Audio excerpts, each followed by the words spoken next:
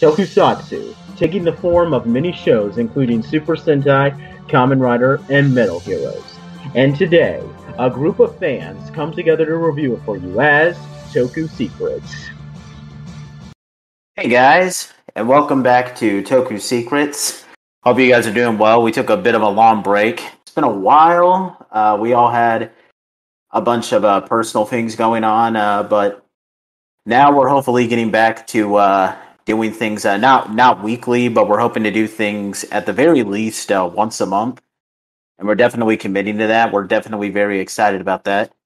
As per usual, I'm your host, Nathan Desa of the Toku Secrets podcast, and I got two of my friends joining me here today. Would you guys please announce to the audience who you guys are? Hey guys, it's Anthony Davis. It's been a minute since you heard my voice too, so it's great to be back. And yeah, After I'm 10 also times introduced years, by. I'm free. It's time for podcast Toku Secrets. That's Rizwan, guys. This is Rizwan, the owner of Anime Secrets and also resident Toku nerd, along with everyone else in here. He's based out of Taicho. What Taicho means captain in Japanese. There you go. Well, yeah, guys, we've all had some recent things that's happened. I've recently changed jobs, which is a good thing in this case. I just recently finished school, and I'm for the most part pretty much settled for now.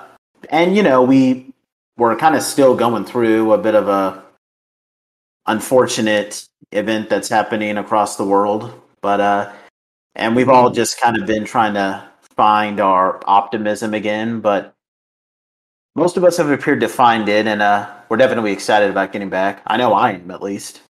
Yeah, it's been Same here.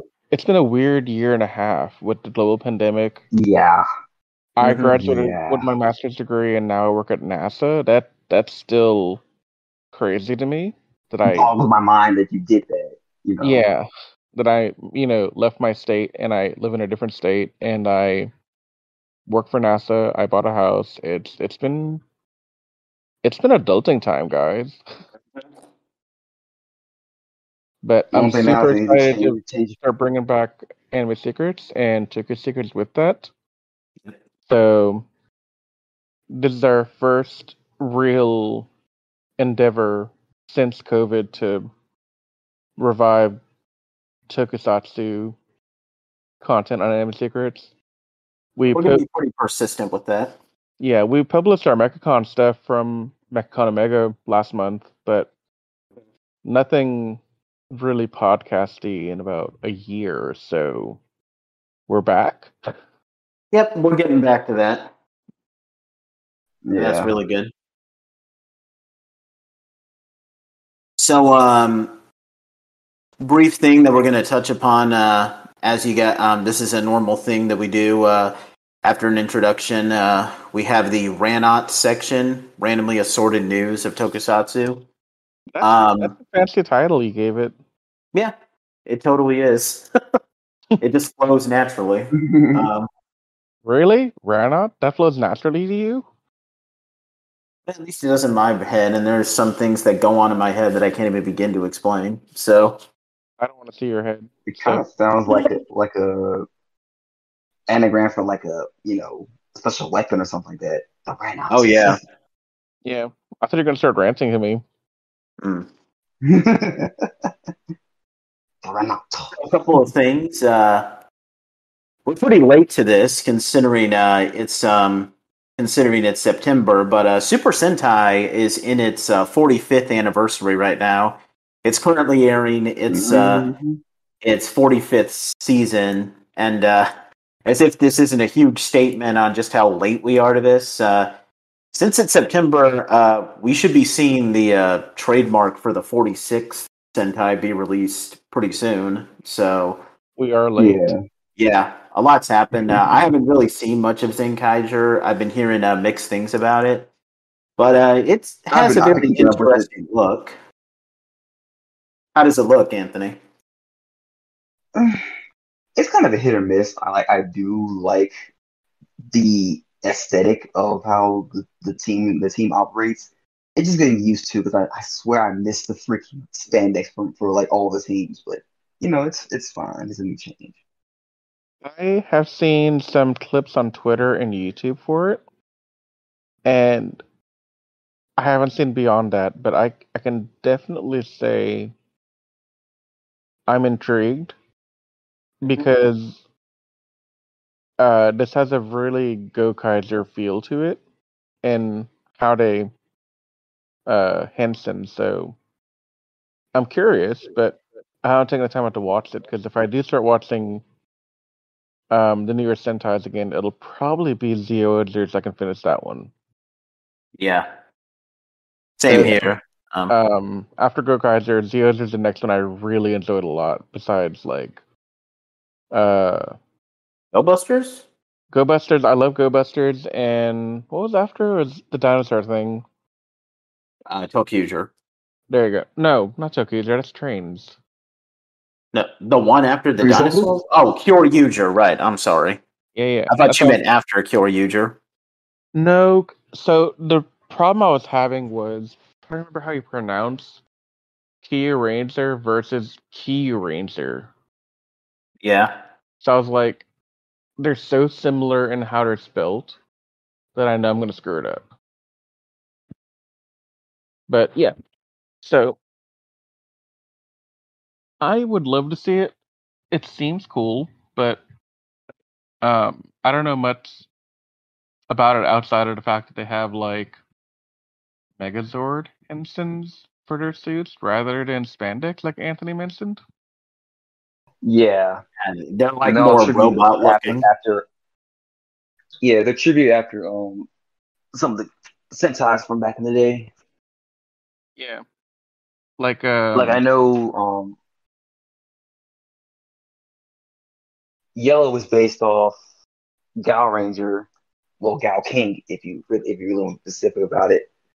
And then um Majin, which is the pink one, she's modeled after Magic Ranger slash Magic King.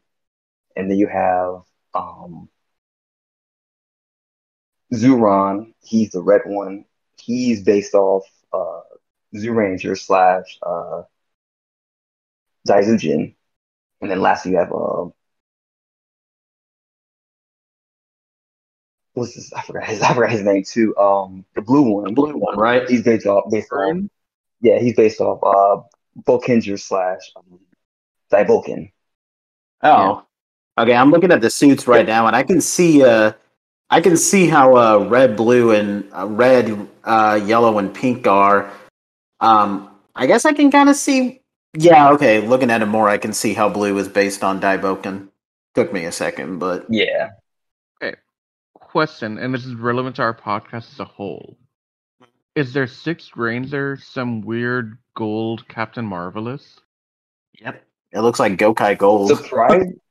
Surprisingly, he actually is. He actually is a pirate. So Is he connected at all to the Gokaisers?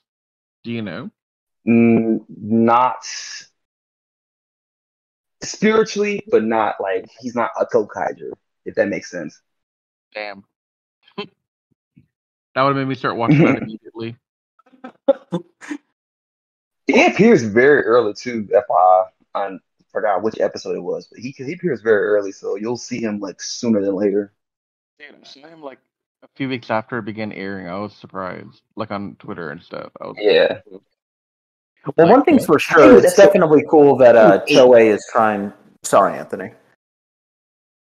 No, you're good. I was just about to say it was episode 8. Yeah, it was definitely the episode 8 he appeared in. That sounds about right for what I was thinking. It's definitely great that Toei is trying some new stuff. I guess, Sentai is kind of in that weird spot where, so obviously there's doomsayers that talk about Sentai's like imminent cancellation. Now my girlfriend who's from Japan has said that shows like Sentai don't usually get canceled, but I do feel like they're trying to do some stuff different to like really shake up the franchise so that they can kind of try to make it a little bit more popular. I mean, and it does make sense. I mean, we're going through a pandemic right now, so maybe the toys aren't going to sell as much because with a pandemic, and I hear that it's really hurting Japan a lot more than other countries. I don't think Japanese parents are going to be are going to have the first priority to get their kids toys. So, it's not really something to worry about. Yeah, they're more concerned about just surviving, I guess. Yeah, Like Pretty much. well, it'll be interesting to see how the how the new Reiwa. I think that's what the new era is called in Japan. Yes. Okay. Unfortunately, my girlfriend is asleep right now, so she can't correct me on that. But Probably anyway, a good thing for you, isn't it? yeah, totally. No, he's correct. It's called Reiwa. Yeah, it'll be interesting to see how the Reiwa era is because, yeah, the Heisei era, I would say overall, like, there's a lot of Obviously, there's a lot of amazing Heisei era seasons, but there's also some that kind of suck. So it'll be interesting to see how the Reiwa era continues on with Sentai. But I'm moving on Indeed. past Sentai related stuff. This is just one other subject. There are two other things, but the other one actually helps us transition into what we're gonna be talking about mainly in this video. Hell yeah. They recently just announced that Kamen Rider W, which aired from 20 like mid 2009 to mid 2010, is going to be receiving a manga and anime adaptation. That's definitely something that I might be intrigued by. I have watched the series all the way through. Same here. And yeah, obviously I'm not going to go into much detail about it because that's another video for another time, but I'm interested. I mean, if there is one Kamen Rider season that I feel would translate well to like a manga and anime, I would say it's that one. Now there's several different Kamen Rider seasons that I would much rather see get an adaptation, but I think it just has a lot to do with the fact that it was that Kamen Rider W was was like the first show for like this actor Masaki Suda. He plays Philip in the show, and he's like all over the place now. Like he's in several TV shows and movies, and he sung a couple of songs too. So he's like Japan's like number one idol right now. So I guess they kind of want to put the Kamen Rider season that he's associated with into the spotlight, which I'm not complaining about. Like, you got any thoughts, Anthony? I'm definitely looking forward to watching the double anime that's going to be coming out soon. Yeah. I'm definitely looking forward to it because I like Double. Double was my favorite Kamen Riders. Because after what was it? I'm trying to think. I think I watched it right after I saw either Ghost or I think it was Drive. I can't remember, but yeah. Cause I'm a little late. I'm watching Kamen Riders. Yeah. I ain't watching in order. I just kind of just watched them randomly. Yeah, like funnily enough, Double is the first Kamen Rider season of the post-decade Neo Heisei era that they call it, and it was the last one that I watched in that era. So, so Yeah. well, as long as they don't make Akiko a major character, I'm okay. But unfortunately, they probably are, and I'm going to. And if I have to listen to her talk, I'm going to staple my ears shut. Basically. Well, at least I could tolerate her as an animated character instead of just being live action. I don't know. Like her actress doesn't appeal to me. I'm sorry. It's just I don't hate her or anything. She doesn't do anything for me. Like it's pretty sad when like every Kamen Rider season has that has like that one female. Well, okay, some of them have two, like in Wizard, that female character that's supposed to be like very pretty and like for the guys. It's pretty sad when the character for Double is one of the villains. So like, because I don't think Yeah. I've never met anyone that has a crush on Akiko aside from No. Teru, the Kamen Rider Axel, who he gets married to. Just what do you see in her, dude? He could do Like, so much better. yeah, So he much totally better. could. Were you gonna say something, Riz? Yeah, so I had a question for y'all, Yeah, and go ahead. it kind of leads into more news that I've been reading about just now. So the first bit of news is apparently we have a new Kamen Rider that began airing this month called Kamen Rider Revise. Yes, I have been watching that. It's I must. good. It's What good, was the huh? one that it? What was the one that it succeeded, Anthony? Saber. Okay. Saber. And then before So that the was Zero Reiwa One. era goes 01, Saber, and now Revise. Mm-hmm. What's the theme of that season? Revise? Yeah, Um, and it's basically stamps and demons. Yeah. okay. I've been Yeah, reading the and summary it's low like the key. last 5 minutes. It looks really cool. Yeah, it's low key anniversary season because this is on the 50th anniversary of Kamen Rider. So Kamen Rider is now 50 years old as of now. Okay. Um, There's a really cool bit of tidbit here that I want to talk about real quick because I'm excited about this. Yeah, go This ahead. might actually get me to Go talk ahead. more. This might actually get me to watch Kamen Rider more. Um, they're releasing a 50th anniversary movie called Sin Kamen Rider, and it's being directed by Hideki Anno, who is the director of Neon Genesis Evangelion, Oh, and that That sounds interesting. interesting. is fire. Like, I am so excited when I read it. I was like, what? Of all the people to direct that, you have to get the Evangelion director. I'm in just to see what becomes of it. Same Like, here. I don't care if it's good or bad. I just want to see it. Yeah, they're probably going to bring back a bunch of older writers too. Yeah. I mean, at the very least, they might bring back the original Kamen Rider. Is it still kicking? What? Is it still kicking? I think so. I'm not sure. Yeah. I think his last name Hongo. I think. Hmm. Hope he is, because that'd be pretty cool. But yeah, I just wanted to mention Revice looked really cool, and then Sin Kamen Rider sounded pretty fun as well, especially given uh Anna's involved with it. And I'm sure I'm saying that completely wrong, but I'm also really bad at pronunciation. Oh, I'm just looking this up right here. That yes, the guy who played the original Kamen Rider, Hiroshi Fujioka, is still alive. He's 75, so not even super old. Good. Mm.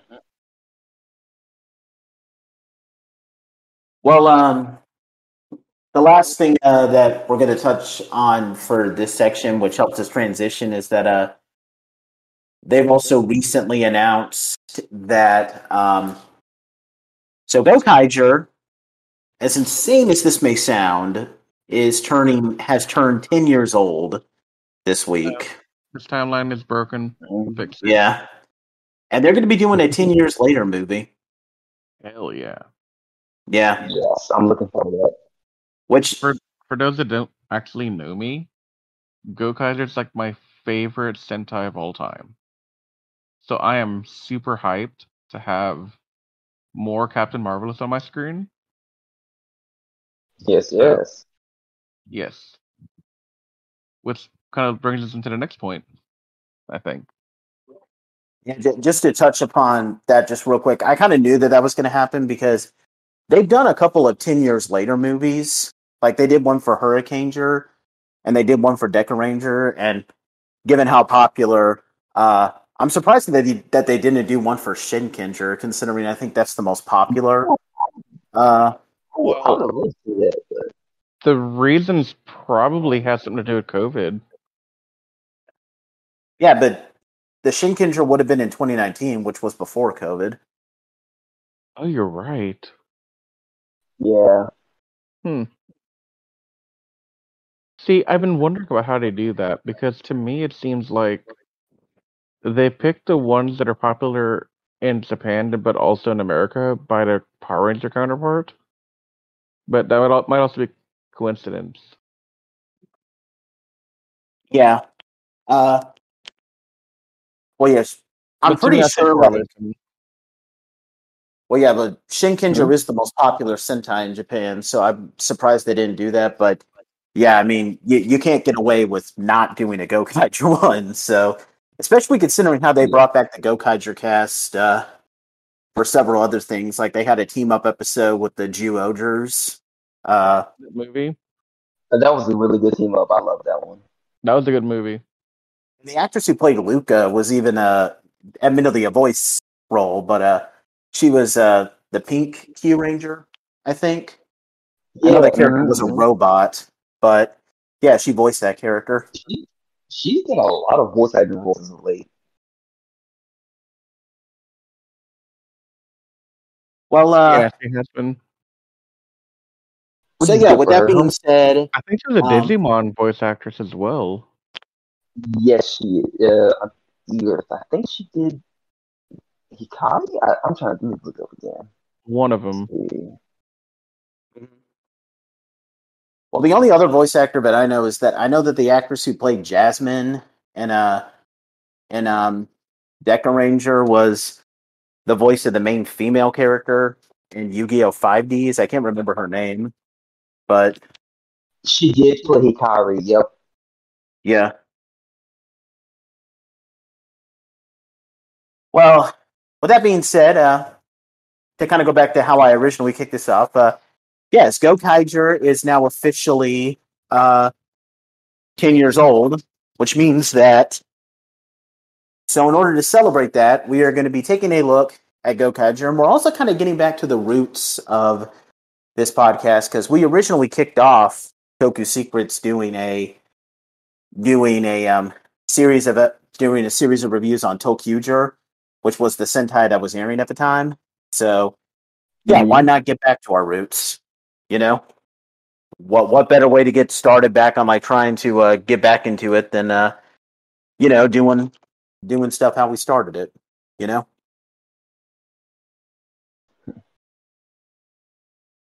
Um, so with that being said, we're going to begin with the first episode.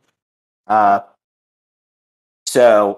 just a couple of well, before we do that though, we're going to give a couple of introductions to Gokaiger.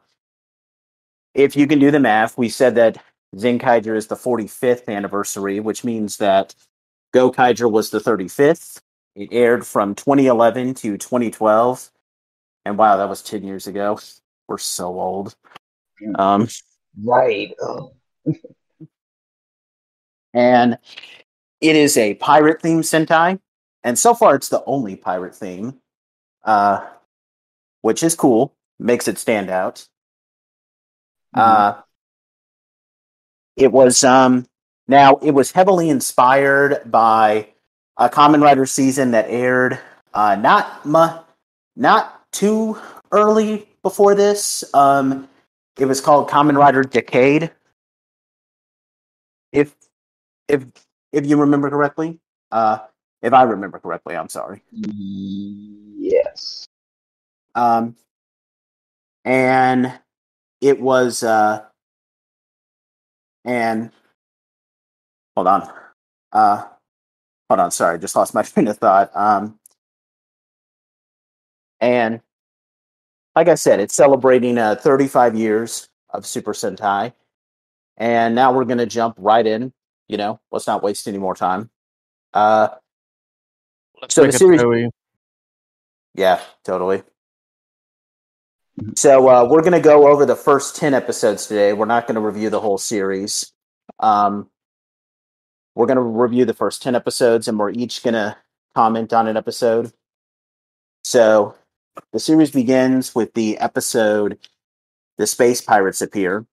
So, as the episode begins, we are um, we're introduced to the main villains for this season, known as the Zangyak, which is an empire of aliens. At some unspecified, so at some time, at some point, they began attempting to take over the entire universe because that's what evil empires do. Of course. And eventually that led them to attacking Earth, and they commenced a full-scale attack on Earth. But luckily, the 34 Super Sentai, so that means every Super Sentai from Go Ranger, Himitsu Sentai Go Ranger, the original Sentai, and Go Sager, which was the most recent Sentai to air prior to Gokaiger. They all came together. They fought against the Zangyak. We get this totally awesome scene, which everybody has seen, even if you're not a Sentai fan, where they were fighting against the Zangyak's foot soldiers. The Zangyak's foot soldiers are called Gorman, and then they also have these more heavily armored versions of Gorman, known as Sue Gorman. So just like Super Gorman, I guess. They fought bravely, but eventually the Zangyak proved to be too powerful for them to defeat. And so in order to drive them off of Earth, the Sentai all gave up their powers, unleashed this powerful energy blast, which defeated the Zangyak fleet, but pretty much cost them their powers, and they all turned into energy that was scattered across the universe. And so, yeah, that's a pretty bittersweet ending. And so, time has passed. I guess we can assume, just based on what we find out later in the show, I guess we can assume that at least a year, maybe 2 years, given what we see in later episodes, has passed. And the show was never going to fully explain this, so I'll explain it. The powers have manifested into these little minifigures that look like the Rangers, called Ranger Keys, which all of which, well, okay, not all, and I'll go into a little bit more detail in a second. Most of them have come into possession of a gang of space pirates known as the Gokaigers, who travel the galaxy in their big red galleon, known as the Gokai Galleon. These 5 pirates include so I'm going to list them all by name. You have the incredibly hot-headed and reckless, but totally awesome Captain Marvelous. You have his first mate, who's the calm, stoic, and master swordsman, Joe Gibkin. You have their... Yep. There is a former thief who's incredibly greedy and impulsive, but still tomboyish and cool. Luca Milfi. A totally... Yeah. Luca. She's Down totally boy. awesome. Say what? Say it again. What'd you say, Riz? I said down boy. I'm calm. And then you have the incredibly intelligent but clumsy and cowardly engineer, Don Dogoyer. They call him Doc, or Hakase. And then probably the most unlikely member of the group, an incredibly eloquent and kind and just totally girly girl, I am de Famille, a former princess. And they are in search of something known as the greatest treasure in the universe. And we'll just call it the Great Treasure, just for short, since that's a pretty long name and we don't have time to say the whole thing when we're explaining the story. They're assisted by... for live action Sentai One Piece. I'm sorry. They're looking for what? They're looking for the live action version of Sentai One Piece. Totally, yeah. In fact, I just recently started watching One Piece. Like, isn't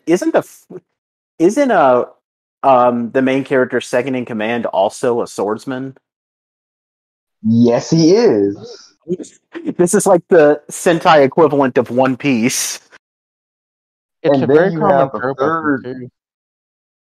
Their third member is literally a thief. So, Okay, and yep. she's a girl. This was inspired by One Piece.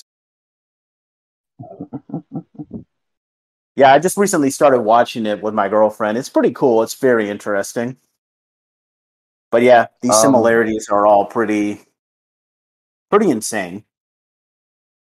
I need to ask you later how far you're into it. So wait, so you guys say it now. We can just wait.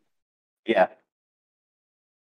They're assisted now. These five pirates are assisted by a robotic parrot known as Navi. And while traveling through the universe, they gain Navi gains a lead that the great treasure that they're looking for is on the planet Earth.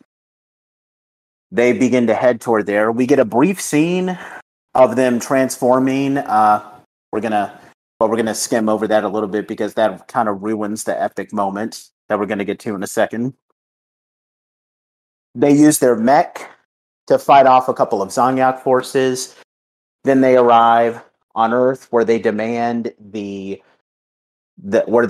great treasure. But of course, everybody's looking at them as if they're all insane because they might be.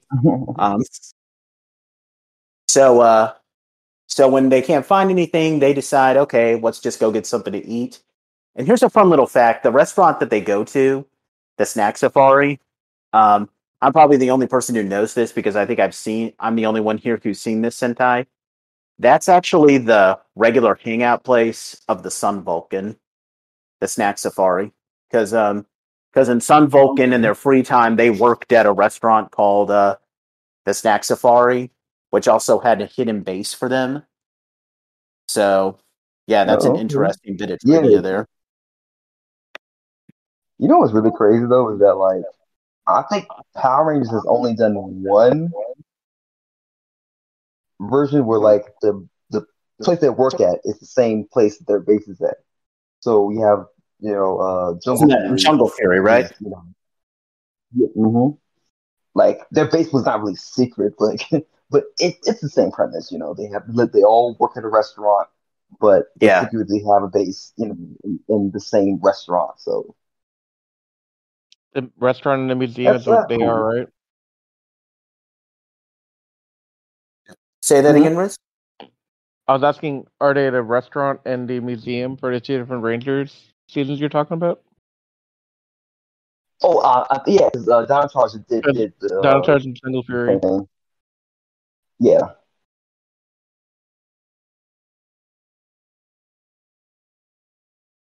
Well, But I anyway, know they the did more Gokaiger. cooking. They did more I'm sorry, cooking. Anthony. Go I'm sorry. ahead. Hey, you No, can I go was just ahead. saying that like they did more. They do more cooking than they did, museum stuff. So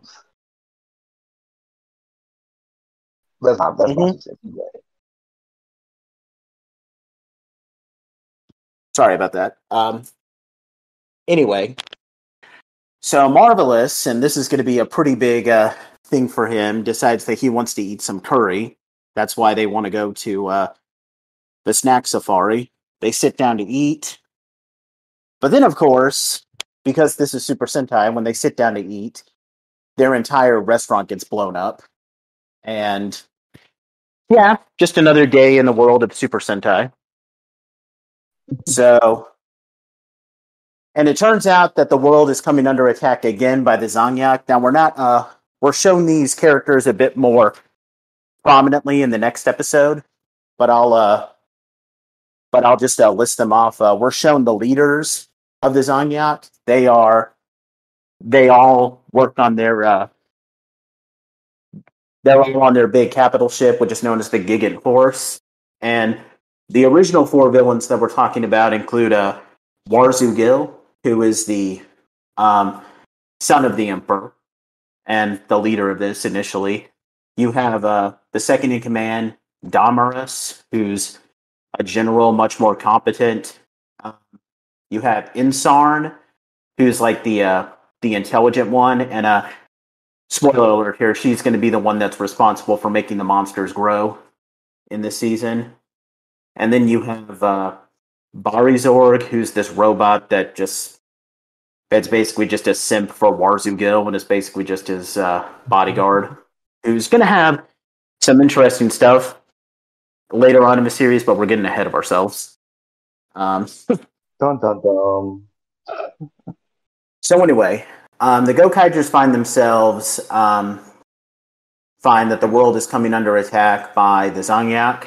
Now, of course, with the world nearly about to be destroyed, the pirates attempt to flee on their ship, the Gokai Galleon, but while they're on their way back to the galleon, they come across a group of children and their two chaperones being attacked by some of the Zangyak's forces, including one of the monsters of the day.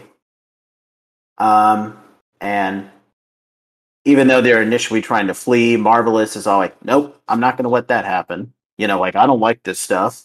So they interfere, and they reveal that they have these transformation devices, which are these cell phones called Mobirettes, which allow them to use their Gokaiger Ranger keys to transform into the Gokaigers. Marvelous is Gokai Red, Joe is Gokai Blue, Luca Gokai Yellow, Dawn Gokai Green, and I am Gokai Pink.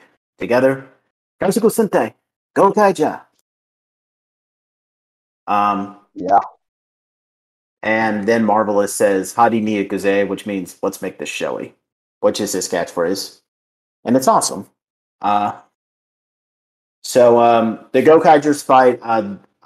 The Gokaigers fight off the Zangyak's forces. Now all the Gokaigers have their. None of the Gokaigers have their own unique weapons. They all have the same weapons. They have a Gokai saber, which is like a pirate sword, and then a Gokai gun, which is like a pirate pistol. During this, though, we do see like interesting fighting styles. Like Marvelous just likes to use both his weapons at the same time. Joe and Luca prefer to trade their guns to get an extra sword, because Joe, being the master swordsman, likes to use two swords. Luca likes to use these deployable wires on her sabers to like swing them around and attack Gorman. And then Dawn and Iam like to use two guns. Now, Dawn, being a coward, just likes to just shoot anything that's coming at him. Like, please, just get away from me! Bang, bang, bang, bang, bang. And Iam uses some more acrobatic stuff to shoot in multiple directions. So that's all pretty cool. Think of Kimberly from Mighty Morphin in that regard. Yeah. Yep. So after they fight off some of the Gorman, they then reveal a new gimmick with them. The Gokaigers can use the Ranger keys that they have obtained with their Mobirettes to transform into any of the past Rangers. Now, I did forget to mention this. The Gokaigers do not have all of the Ranger keys, so basically they have all Ranger keys for like the core team, and there are some additional ones that they have. Like they have a big one from Jaka. They have Green Sai and Black Bison, who came in a little bit later during Live Man. They have the the two additional Rangers that came in during Geki Ranger, which was Power Rangers Jungle Fury here in America. But to kind of cut a long story short, they don't have the Ranger keys that are based off of Sixth Rangers or any of the auxiliary Rangers, like the Shadow Ranger from Power Rangers SPD. Where are they? Yeah, where are they? Well, we'll figure that out later. But anyway, so the Gokaigers use their Ranger keys to transform. Now they transform into 3 teams in this episode. Of course, since in order to pay tribute, they transform into Himitsu Sentai Go Ranger first. They were the original Sentai. Then they transform into Shinkenger, which was adapted into Power Ranger Samurai. And the final one is Mahi Ranger, which was adapted into Mystic Force. And this one kind of showcases what happens when what happens when a male Gokaiger transforms into a ranger that was originally the opposite gender, and Maji Ranger perfectly shows it, because if you've watched Power Rangers Mystic Force, you'll know that the Blue Ranger was female and the Yellow Ranger was male, yet here the Blue is male and um, Yellow is female. So what they do is that they just simply change up the suits. So Maji Blue's suit loses its skirt and the leggings are solid blue and instead of white, and Maji Yellow's suit gains a skirt and the legs go from solid yellow to white. So yeah, that's pretty cool. I always like that change of details that they did with that. Same here. So the Gokaigers defeat the monster. They use this finishing move where both their weapons, the guns and the sabers, have this deployable tube that pops out of the back of them, and they insert a ranger key to activate their final wave attack. And in this case, there are several different versions. Like sometimes they just shoot with their guns, sometimes they slash. In this case, they slash. They defeat the monster. The chaperones and the kids come together to thank the Gokaigers, who feel like they're in trouble now. And the Gokaigers are all like, "Oh no, we weren't helping you. They ruined our curry, and we're really angry that they ruined our curry. So yeah, that's why we stopped. So yeah, we didn't help you. Bye." And that's how the first episode ends. I loved her attitude so much. Mm-hmm. Right. When we get to a later episode, it's funny to see how other characters respond to their attitude. Yep. Mm-hmm. And I would say that as far as a first episode is, this one was pretty strong. My only problem is that I don't like how at the beginning there's a point where they do transform and they have to fight off the Zanyak a little bit with Gokaio. Because I don't know, I just think that that kind of ruins the epicness of their first transformation. Okay, it doesn't ruin, but just kind of makes just. I hope you guys get what I'm saying. Like it kind of Get it, but I have to disagree with you 100% on that. I thought it was pretty well done. Oh, okay. Because from my perspective, it's like a. So I know it's not a flashback, right? Like it's not something that had already happened in the past. We're just thinking about it and going back to look at it. Yeah. But it's a nice foreshadowing to show Gokai-O prior to it, so that we kind of know Gokai-O's badass pirate-looking mech. And I don't know, I thought it was pretty well done. I didn't have any complaints with them foreshadowing Gokai-O in the way they did. I thought it was well done, in my opinion.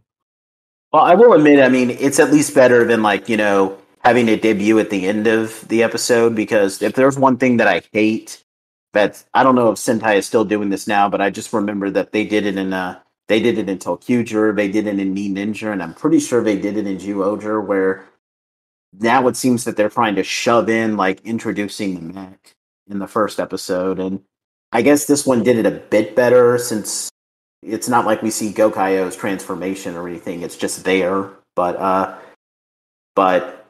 yeah. So I can I can at least acknowledge that it's decent foreshadowing. Yeah. You got any comments? The way I feel about it is that I kind of feel like, on one hand, I do agree with Nate. I thought they could have maybe shown not actually show the Rangers in a morph state, maybe kind of sort of silhouette them, who's in the mech. We're just seeing a whole bunch of stuff happen with the mech itself, and then we step out, we see the pilot, see them de-transform, but not show their actual power forms yet. So, question to Anthony, because I know Nathan probably hasn't seen it. You've seen Gurren Lagann, right? Sure. Yes. Remember the beginning on episode 1, they showed the final battle in episode 25, in a real badass way. Whenever I see this in Gokaiger, I'm reminded of that. Definitely. Because you have the badass mechs fighting. It's a foresight of something to come in the future, and then you cut to like normal times before the big battles begin. And it, it's Simple times. it just it just hits different to me. And see, the one thing I don't like about Sentai and even Rangers is how much of a formula we have to follow sometimes. Like, in episode one, it's an origin story where we kind of see how people are either selected for the role or they just kind of are in the role already. And we see the first transformation, that's a given.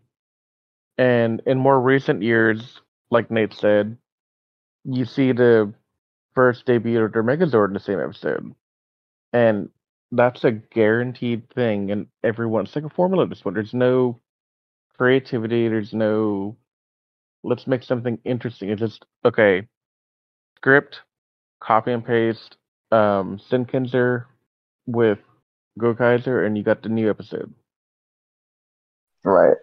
And like that bugs me a lot because that's not organic. It's just a cookie cutter formula at that point. Right. And then like they have to force character driven like episodes where it's like, okay, this is an episode 100% focused on character X over character Y. And that's the only way you ever get any like idea who the character is. Whereas, yeah, you need character focused episodes, but you should be writing stories that give you organic growth where everyone does something in every episode in a way that makes sense. Right. That's just my thoughts on it. I mean, I love how Sentai is because I've been a fan of Sentai for my entire life, but that's just something that over time you're like, come on, we can do much better than this. I know we can. Well, I will say though that I like how Gokaiger handles the first episode because Absolutely. like I don't know if you guys caught on to this the people who are listening, but the thing is that they were already Gokaigers. Like they had already received their powers prior to the first episode, and I always like how I actually kind of like how the Sentais that do that. Like I think it's much more interesting when they're already Rangers, and then you have character episodes that reveal eventually how they became Rangers. There's only one time I think they did that in Power Rangers. That was RPM, which even then was just for the main three, red, blue, and yellow. So I definitely like that because I don't know, like Sentai always has. Wild do it too? Do what? Wild Force did it too. Wild Force. Oh yeah, it did. But we don't talk about Wild Force. Who? What? Wild Force may have done that well, but that doesn't make it good. I'm sorry. What is Wild Force? Yeah, guys. For those of you back home who don't know, Wild Force is Rizwan's second least favorite season. Rangers. No, Rizwan, there's one Ranger that you don't remember. Remember this one guy who's on the team, but you kind of don't talk about him because you don't know who he is. Who? Yeah. That's an inside joke, ladies and gentlemen. I have to explain the inside joke now. You're forcing my hand here. Damn it, Anthony. So back when we had the Otaku Sentai Digital Ranger podcast, Frankie and I were making a list of our least favorite Rangers, I think. Yeah, you were. And I was trying to Google photos of every one of them put in our video. So on our list, we had oh my god, I'm actually gonna forget this guy's name. Jack Guzman's his actor's name. Yeah. Danny, that's his name. The Black Bison. Okay. So I Google Black Wild Force Ranger, hoping to get a photo of Danny. Google responds with cannot find any results. And I'm like, does Google hate him as well? And I had to screenshot and send it to the group. I was like, guys, I think Google's trying to tell me something. Um, Wow, Google, you just don't like the guy. it was just so well timed that happened. And I think it was just a Google hiccup, but it was just so well timed. Definitely. So I had to make that a running joke that Danny doesn't exist, and by default, Max doesn't exist because they're a duo. Meaning that Wildforce only had red, yellow, and white. And Silver. We're talking about Silver, right? And not Silver to comes add to much this later. tangent, but it's funny that you mention that because I watched Gao Ranger, which is the equivalent of Wild Force. And here's in Gao Ranger, they never refer to the Rangers as their names. Like they always call them red, blue. Um, you get the idea.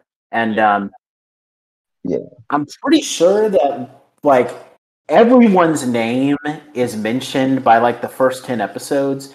But the first time that I remember hearing Gao Black's real name, it's like episode 27, which is like halfway through. So he is so irrelevant that we don't even know what his real name is until like halfway through the series. Oh. Oof. Who hurt you that badly? Yeah. And he's not much better than Danny. So No.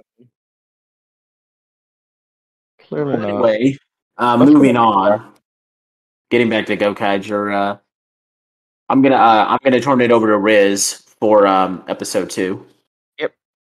So episode 2 opens up with the group trying to figure out how to go by finding the greatest treasure in the universe. And Navi does this little Navi thing where he circles around the room and hits himself on the head because that's what Navi does.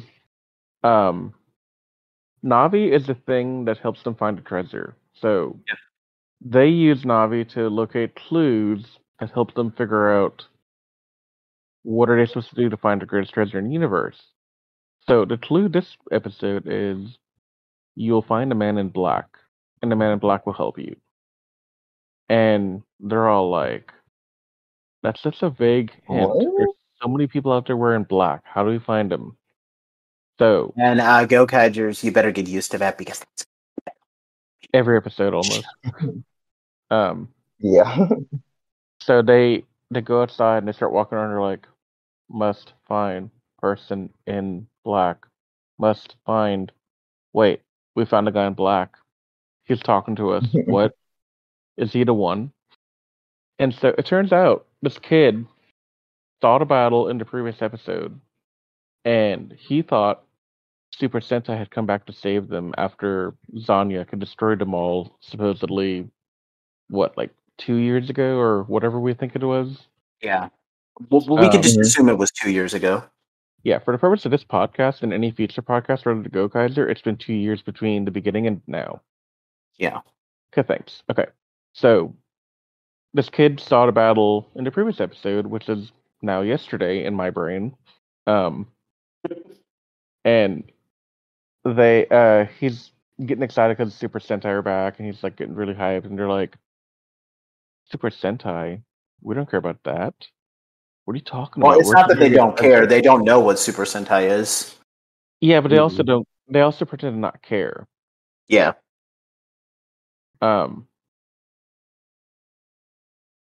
So they act kind of aloof about it. They're like, okay, Super Sentai, that's cool, but doesn't have anything to do with us. We're just here to find treasure. We just have their powers. We're not here to help you guys. And the boy's like, no, you're Sentai. You must help us. That's what you do for Earth. Mm-hmm. And the kid's like, I can do better than you. And Marvis and him go on and back and forth thing for a good while. And Marvis is like, okay, prove it. Whenever Zanya came and attacked, he gave him the Mubarak and the key for Gokai Red. Shinken Red. Oh, it's Sinking Red? Yeah. Yeah. Okay. Oh, Sinking Red, sorry. but before that happened, actually, the kid ended up taking one of his keys, like He's like stealing Sinking, it right? basically. Yeah, he takes Chicken Red's Ranger key, He stole it out of and he Marvelous's tricks pocket. Marvelous. Yeah, because He he like really, went to hug it was him. a really good trick too. Yeah, it was a really good trick too, because like Marvelous knew he was trying to take it, but then he ended up tricking him anyway. And I Yeah. was like, oh snap, that was cool. And Marvelous isn't like angry. He's just excited because he wants to see what the kid will do with the key. Yeah, And all the other four are like, "What are you doing, Marv? Go get it." And he's like, "No, this is a matter between men, and let him figure it out." Um, that's why I love Marvelous. He's like the manly man. He's just there to be a badass, and I love it. I'm here for it. Yep. right. So the Zanyak attack, and this kid's starting to fight him unmorphed, unhinged, and sorry, and he tries to do his best, and he just can't. So he finally admits, "I can't do it. I can't protect my world," and that saddens and angers me so much. And Marvelous and them are inspired by his courage, and they're like, "Okay, you know what? Screw it. We'll fight this guy. It's no big deal." So Well, it's they fight. also that Marvelous asks the kid, "What's so great What? about Earth? Like, why should we protect this planet?" And then the kid is like, "Well, there's a lot of good things about it, and if you're a pirate, why don't you find out yourself?" And even Yeah, Marvelous has his mind blown by that. Yeah, and sadly, tragically, this kid mentioned it too that his grandpa wound up being a casualty in the Great War, so he died when the Super Sentai were fighting against the Zodiac. Oh, I forgot that detail. yeah. Yeah, I only remember it because when I watched the episode, that's when it happened. Like, oh snap, that's tragic. Sorry, Riz, didn't mean to interrupt you. You're good. Um, so Marvelous takes his advice on what makes Earth worth protecting, and they start battling the Zanyak. And in this, we see the first time the Gokaigers use 5 of the same ranger colors, so red in this case. Yep. And I forget which 5 they chose. If you'll remember, please fill it in. But the point is, Marvelous was Shinken Red, Joe, Gao Red, which is Red Wild Force Ranger. Dawn is Gosei Red, which is the Red Megaforce Ranger. And funnily enough, they changed it in Super Megaforce, so that was the Red Overdrive Ranger. That made it worse. Lu- That made it worse. I didn't like that. yeah. Luca is Maji Red, Red Mystic Ranger, and I am is Geki Red, the Red Jungle Fury Ranger. there And we they, go. yeah, it's all kind of like some combo attack. Like Don and Luca use magic, and then I am and Joe use like punch attacks like animals, and then Marvelous has a sword that he just slashes with. Great. And that's you get like more of an idea of like at this point, it's not just that they look like the legacy Sentai members. They also have like their special weapons, their special moves, the way they fight. They get all of it when they hmm henson into that team. Mhm. And that to me is really cool because Gokaiger for me was the first time I ever watched Sentai. And I didn't know anything outside of what I saw between Mighty Morphin and at the time I had not seen Beyond Dino Thunder. I rectified that after Gokaiger. And watched everything else. But yeah, it's really cool that we have like this way to introduce people to Sentai, and I recommend Gokaiger to be the way. Yep. Um, other notable things. This is the first episode that we have the full Gokai O debut with the Gokai machines and the entire transformation and the kicking of ass and all that good stuff. Yeah. Um, hmm And Sorry, we Riz. see what's her name? Insan, I think it was. Insan, yep. Insan used the machine to make the guy grow and make her monster big. She has like a little laser thing on the ship that zaps the monster, and then they grow. Yeah. Kind of like the Personally, saddle lasers in Power Rangers in Space. Mm-hmm. That's what I was trying to remember the name of. But yeah, that is basically the episode after the battles ended. The kid goes up and thanks Marvelous, and group is like, "Thank you," and Marvelous like gives some answer for why he didn't do it for the reason he thinks he did it. He did it for their own reason, which is just Marvelous' way of deflecting that they're actually somewhat invested in this now. And then they begin people, they just hide wondering. And they begin wondering who's the real person in black that they're supposed to be finding. Yeah. See a guy in a black cloak that has the Magi Ranger logo on it. Dun dun dun. Onwards to episode 3. All right, Anthony, this is yours. All right. So in this episode, this is the Magi Ranger tribute episode that fooled entirely fooled one because the last time it was just like a little small It's called cameo one. Changing Courage into Magic. That's the name of the episode. Yeah, Changing And Courage. Episode 2 was called The Worth of This Planet, by the way. Just wanted to point that out. Sorry, Anthony, go ahead. No, you're good. So the Gokai Galleon, as they were like sailing across the planet or whatever, all of a sudden this force it gets foggy all of a sudden, and then their radar is failing on them. Of course, Navi, they blame Navi for the thing happening to them. And then the Gokai Galleon engages with the Zagat battleship. Dawn panics. They should leave quickly before they're attacked, and then Action Commander comes down and basically causes a volcanic eruption. Gokai just fight him. They get split up. It was Joe, Luca, and I'm, and then Marvelous and Dawn. They basically split up into two different teams. Yep. And surprisingly, Marvelous and Dawn end up meeting Magi Red, who was the Ranger of Magi Ranger, and he was the guy that was in Black Hero. His name is Kai Ozu. Now he doesn't. He doesn't actually say who he is to them, but the audience, know who he is. No, he is. Yeah.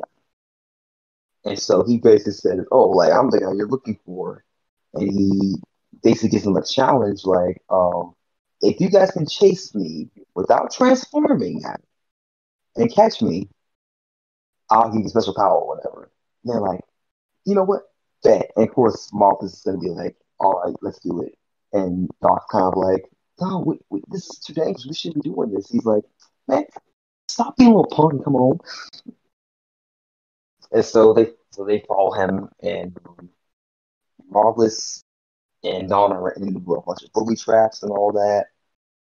Meanwhile, Joe, Luca, and Ryan are dealing with the Action Commander, or at least the force, the Zagat forces or whatever. And I think they all transformed into 3 different Black Rangers from previous Sentai's. Yep. I think I'm trying to. Can you let me out with this one, Nate? I'm trying to remember which one they transformed. It was all black and all white. Now, yeah. I might be a little fuzzy on this, but when they do all black, Joe goes into Abar Black, which is the Black Dino Ranger. I am go on Black RPM Ranger, and Luca Ninja Red, Ninja Black, the Black Alien Ranger. Pardon me. And when they do all white, Joe goes into a big one. He has no Sentai Power Rangers equivalent. Luca does Gao Lion, the White Wild Force Ranger, and Iam does White Swan from Jetman. Yep. No official counterpart. And just real quick, yes, go Jetman, best Sentai ever. Okay, I'm done.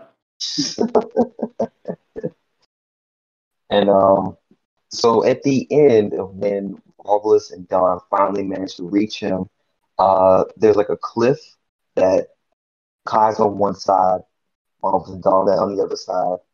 Um, Jump, of course, Marvelous telling me like, I'm gonna jump, and I'm not really worried about it or whatever. And he actually does. Wait, no.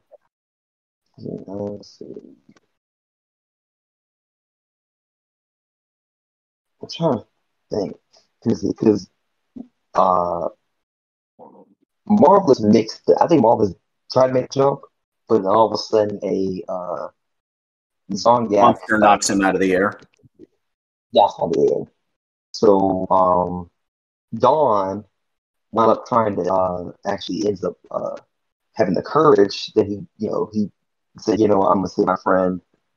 He jumps and leaps and saves Marvelous and managed to get to the top. I was like, okay, that was pretty cool. And so Kai manages to like just tell him like, hey, like, that's all you need is you need the courage. It's one thing to be afraid. It's okay to be afraid sometimes, but like you have courage that gives you real strength.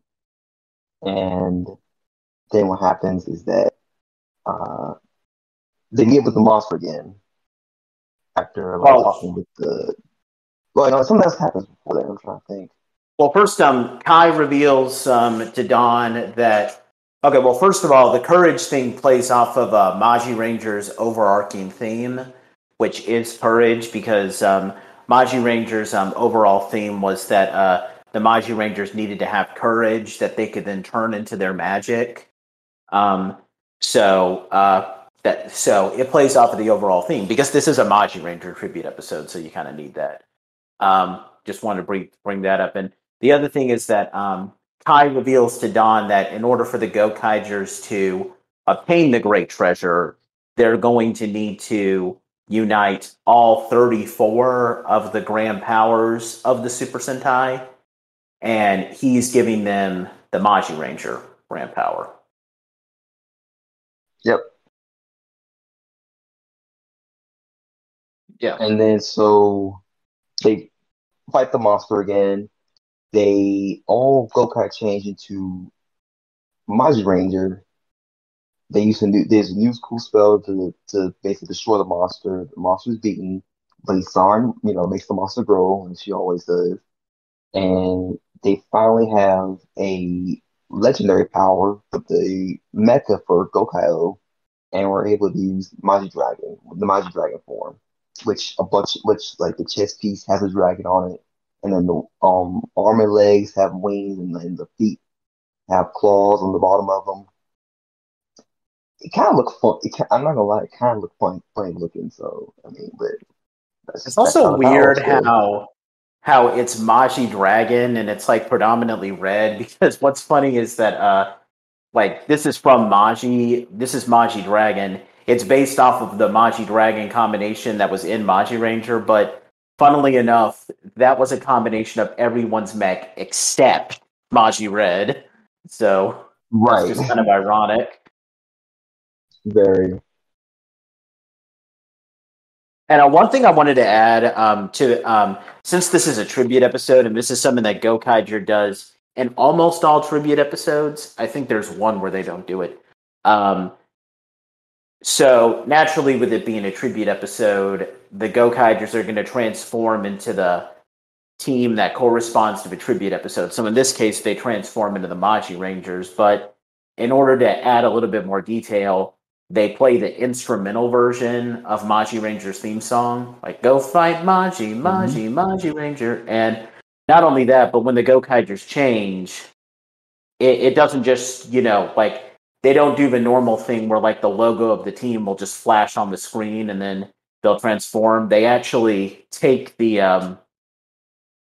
basically take parts of the henshin sequence from the team, which in this case would be the Magi Rangers, and they simply put the Gokaigers' bodies in there. So like in this case, we see the Gokaigers being like surrounded by that mystical seal that transforms the Magi Rangers, and then it passes over them. putting the Gokaigers in the Majin Ranger suits and then the helmets appear. I know that it's kind of hard to explain that without a visual, but I hope everybody knows what I mean. Like to put it simply, like if you've watched Power Rangers Lightspeed Rescue, their morphing sequences that they flip open their morpher, something pops out of their morpher, and it's like this panel with, I guess you could say like goo or something like that, and they pass through the goo, which turns into their suits, and then their visors close. Well, if they were to do something like that in Gokaiger, the panel would pop out of the Mobiret, then they would pass through the goo and transform into the Lightspeed Rangers, like that. That's the simplest way I can put it. Yeah, I just wanted to bring that up because that was always a really cool element of the tribute episodes I like. Indeed. Did you have anything else, Anthony? Or like I said, I love the traps that were introduced in this episode were like very clever and very like interesting. I just love how Marvel was just like happy at the fact that he's doing all this stuff. And well, he's Dawn a pirate, finally, so that's what you expect. of course, yeah. And like I like the fact that Dawn may still be afraid, but he still has enough courage to be like, okay, my friend's in danger. Sure, I'm scared, but I still want to be able to help him, because I don't want him to die. So, yeah, Dom was the perfect ranger to focus on for this episode. Yeah. What did you think, Riz? There's the mute button. Yeah, I definitely agree with that a lot. Don was a good choice for that because he's the more cowardly one, so making the jump not an easy thing to want to accomplish as a coward. Sorry, Don, you're amazing, but you're a coward. And the important thing is that he did it not because he wanted to get to catch Kai, but he did it because there was some bits of rock that was threatening to fall down and crush Marvelous, so he did it to save Marvelous. So that was the big thing. Yeah. Okay, well, if you got, do you guys have anything else to say, or do you want to move on to the next one? I can move on to the next one. We can move on to the next one, yeah. Okay, well, the next one, guys, is just a brief filler one, so I'm only going to briefly talk about it. It's an episode that revolves around Joe. The only real important thing that happens in this episode is that at the very beginning of the episode, the Gokaigers attempt to use several other grand powers. They try to use Jaka and Battle Fever J, thinking like, hey, if Kai gave us this, then we probably unlocked a bunch of other grand powers, but nothing happened, so they realize that they have to... Huh? Oh, sorry, go ahead. No, go ahead. Oh, no, I was just about to say, I was about to make the reference of like the old lady in the commercial was like, that's not how it works. That's not how any of this works. And what's funny is this is kind of a bit of a spoiler alert, but those two grand powers that they try to use, Jaka and Battle Fever J, we never see them use those grand powers in the entire show, so it's kind of ironic. None whatsoever. Yeah. There's a handful of grand powers that we don't see used in the show, guys. Just wanted to give you that heads up. But anyway, so they realize that all they can use is Magi Dragon. So all they have is Magi Ranger, which means that they're going to have to pick them up one by one. Aside from that, though, the episode is one other thing I wanted to briefly mention with the opening in Gokaiger. One thing that Gokaiger does with its opening theme is that there's two different opening animations. Whenever there's a tribute episode, they'll use the opening where they'll show all the 34 Super Sentai charging forward, and the narrator is all like, these 34 Sentai used to fight, and then they lost their powers. Now these pirates have them. But in the non-tribute episodes, so like the filler episodes, they'll instead show the Gokaigers in like silhouettes, and the narrator will be like, these these 5 guys are pirates, and they're awesome, and they're battling against the Zanyak. I think this is the first episode that does that type of opening. That's a pretty cool detail. I always like that. Mm-hmm. This many minutes old when I found out that was a thing. What was that? I am this many minutes old when I figured out that's a thing. Oh. It took me a while to figure that out too, actually, so you're not alone. But yeah, aside from that, it's a filler episode that revolves around Joe, Gokai Blue. The Zanyak released this sword monster that was trained by Barizorg, which is a very subtle hint at foreshadowing that I'm not going to ruin. That easily defeats Joe, calls him like a novice swords guy, and Joe is of course offended by that, and we see him training, and the episode of course ends on a happy note. All the Gokaigers give him their swords, so he uses 5 swords at the same time, which is awesome. Too bad that's the only time that it happened. And he uses like 5 different ranger keys to summon the spirits of Blue Rangers. So like Gosager, Shinkenger, Maji Ranger, and Gingaman. It's pretty cool. The only real big thing that happens is that there's a moment where Iam, who's very concerned about Joe, asks Luca why he likes to train so much, and Luca hints that it might have something to do with the fact that the person who taught him how to use a sword, again foreshadowing, was a very close friend of his, and he apparently lost him at some point, and Joe trains to honor that fallen person. And I definitely enjoy this episode. So this will be a spoiler for anyone before our last review. Joe was my favorite Gokaiger. He might be one of my top 3 favorite blue Gokaigers. I just love his serious personality, but I also like how favorite blue Gokaigers. You what? There's only one blue Gokaiger, and you said there's a top 3. Sorry, it's been a long day. 3 of my top 3 favorite blue Sentai Rangers. There we go. Thank you for that correction, Riz.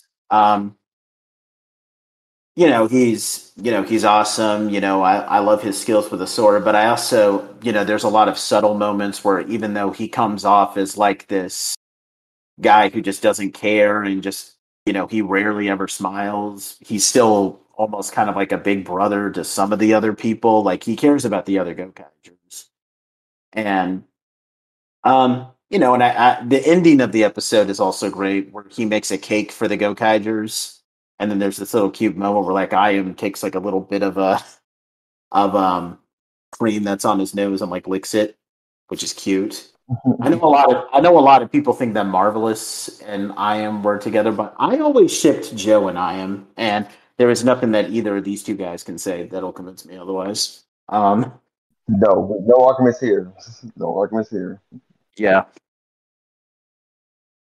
But yeah, this episode was awesome. I think it's a pretty good character episode because we don't see any flashbacks toward Joe's backstory, but we're hinted at what he used to be, and that's good enough. Yeah. This is only the 4th episode, so you don't have to spoil that much. Well, what did you guys think of it? Oh, this was definitely a really good episode. I love the fact that he's basically doing with 5 swords. He pretty much beat Zoro in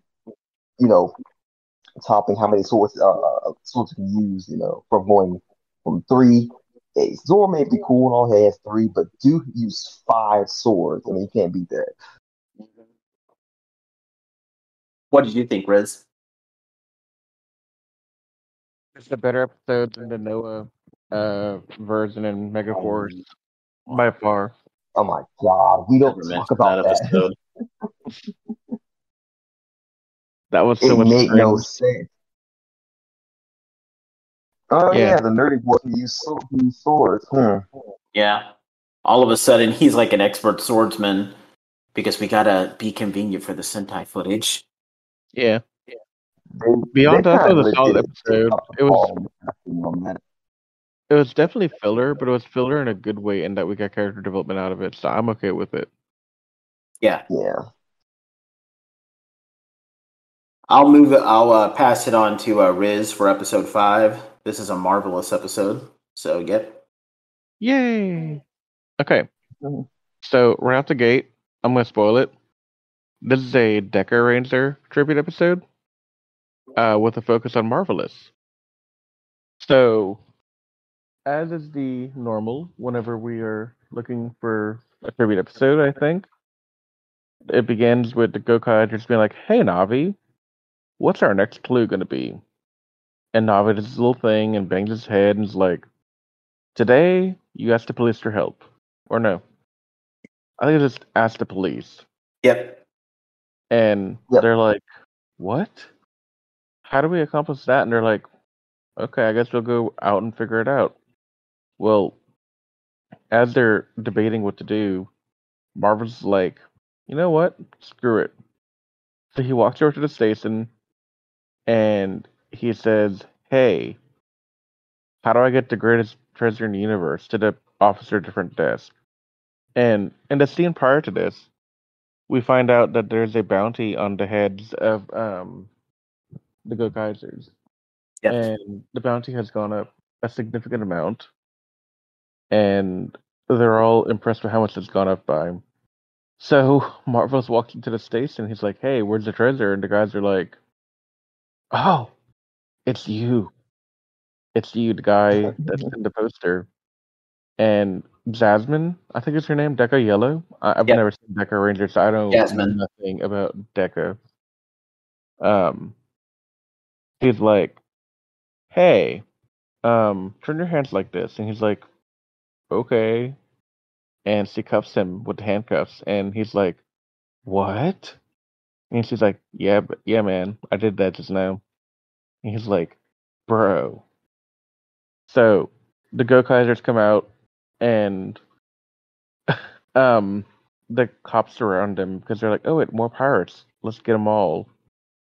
And they make it so like they're gonna start fighting, and then the Gokaisers just turn tail and leave Marvelous behind. Classic comedy bit. Right. And Marvy is like, "Cool." So he starts fighting with Jasmine while handcuffed, but he loses, and um, I think they just put him in jail, and that's when he escapes. I'm gonna need like a little help here remembering how he got from there to the So he actually never and went to jail. He kind of just was able to get away from the police station, so he got handcuffed. Okay, And, yeah, and that's where Doggy Kruger found him. and then the Zodiacs, I think the Zodiacs show up. I think afterwards. Yeah, The what? The Zongyak. the Zodiacs, Oh yeah, they show up. I yeah, think. and Doggy Kruger refuses to take his handcuffs off to help him fight, and Kruger Yeah, just fights on his own. Um, but through the fighting, they start to bond over the fact that they both have similar values and thought process. And Dog is like, "All right, man, you cool. So here, you can be freed from the handcuffs, and you can help me fight." Um, it turns out I don't know much about this, but the monster of the week this time was Alienizer, who is apparently a villain from Decker Ranger. So I'm gonna let one of y'all talk about this because I know nothing about this guy and Yeah, why. so the villain was like he was basically based on the monsters of the day for Deca Ranger, which are called alienizers. So they're criminal yeah, aliens, and this guy just happened to be working for the Zongyak. yeah. He's only exclusive to Gokaiger. He hasn't appeared at all in Deca Yeah, Ranger. He's a reference. Okay. and Yeah, they're and and they've and unlocked Deca these Ranger. missiles that come out of the ground, and they're going to use it to blow up the Earth. Okay. So And also, I'm pretty much you already know about this already, but in Decker Ranger, whenever they get the guilty or innocent judgment time, they actually have obligation to actually kill whoever is the criminal they're chasing after or whatever. They have the obligation to kill them. Yep. The judges basically said, hey, this guy's authorized. You can kill him if you want to. Yeah. It's either delete approved or delete not approved. Yeah. And Powers SPD was like, nah, we can't do that, so we gotta arrest them. Yeah. Yeah, so the episode ends with them battling and getting the mechs out, and Gokaiger's picking up the Deca Ranger Grand Power, which is in this case summoning the Patch Striker, which I Yes. don't. Yep. Go ahead. The Pat Striker was the personal. So in Deca Ranger, like with Power Rangers SPD, they had their original patrol vehicles, which were called the Delta Runners in Power Rangers SPD, and this was the Red Ranger's personal one. It was that police car. If you bought Power Rangers SPD, it was Delta Runner 1, which had those hooks at the end. It formed the chest and the head of the Megazord, and it had the ability to attach a sword on its side. And it's pretty much this, except it's a little bit bigger. And for some reason, it has, similar to like the Power Rangers in spacesuits, it has the little stripes of like red, blue, yellow, green, and pink on the front. So yeah, they can summon that. See, this is what I find interesting about how Gokaiger does the Zord tie-ins to the older seasons. Because in some cases, where I'm not going to spoil, they straight up just take the Zord and are like, alright, the Zards now. In other cases, they get a brand new Zord that you don't see in the Sentai or the Ranger footage, but it's a tribute to that season regardless. I believe it's at least twice we see something like that. Yeah. There was at least one where they get an original mech. What'd you say, Anthony? I don't know, I'm gonna say my thoughts on the episode. Would you guys go ahead first? Yeah, I was gonna say that there's two cases that I can think of where the mech is a direct swipe from the original season that it came from. Well, we already have two examples, the Magi Dragon and the Pat Striker right here, so... Yeah. Mm-hmm.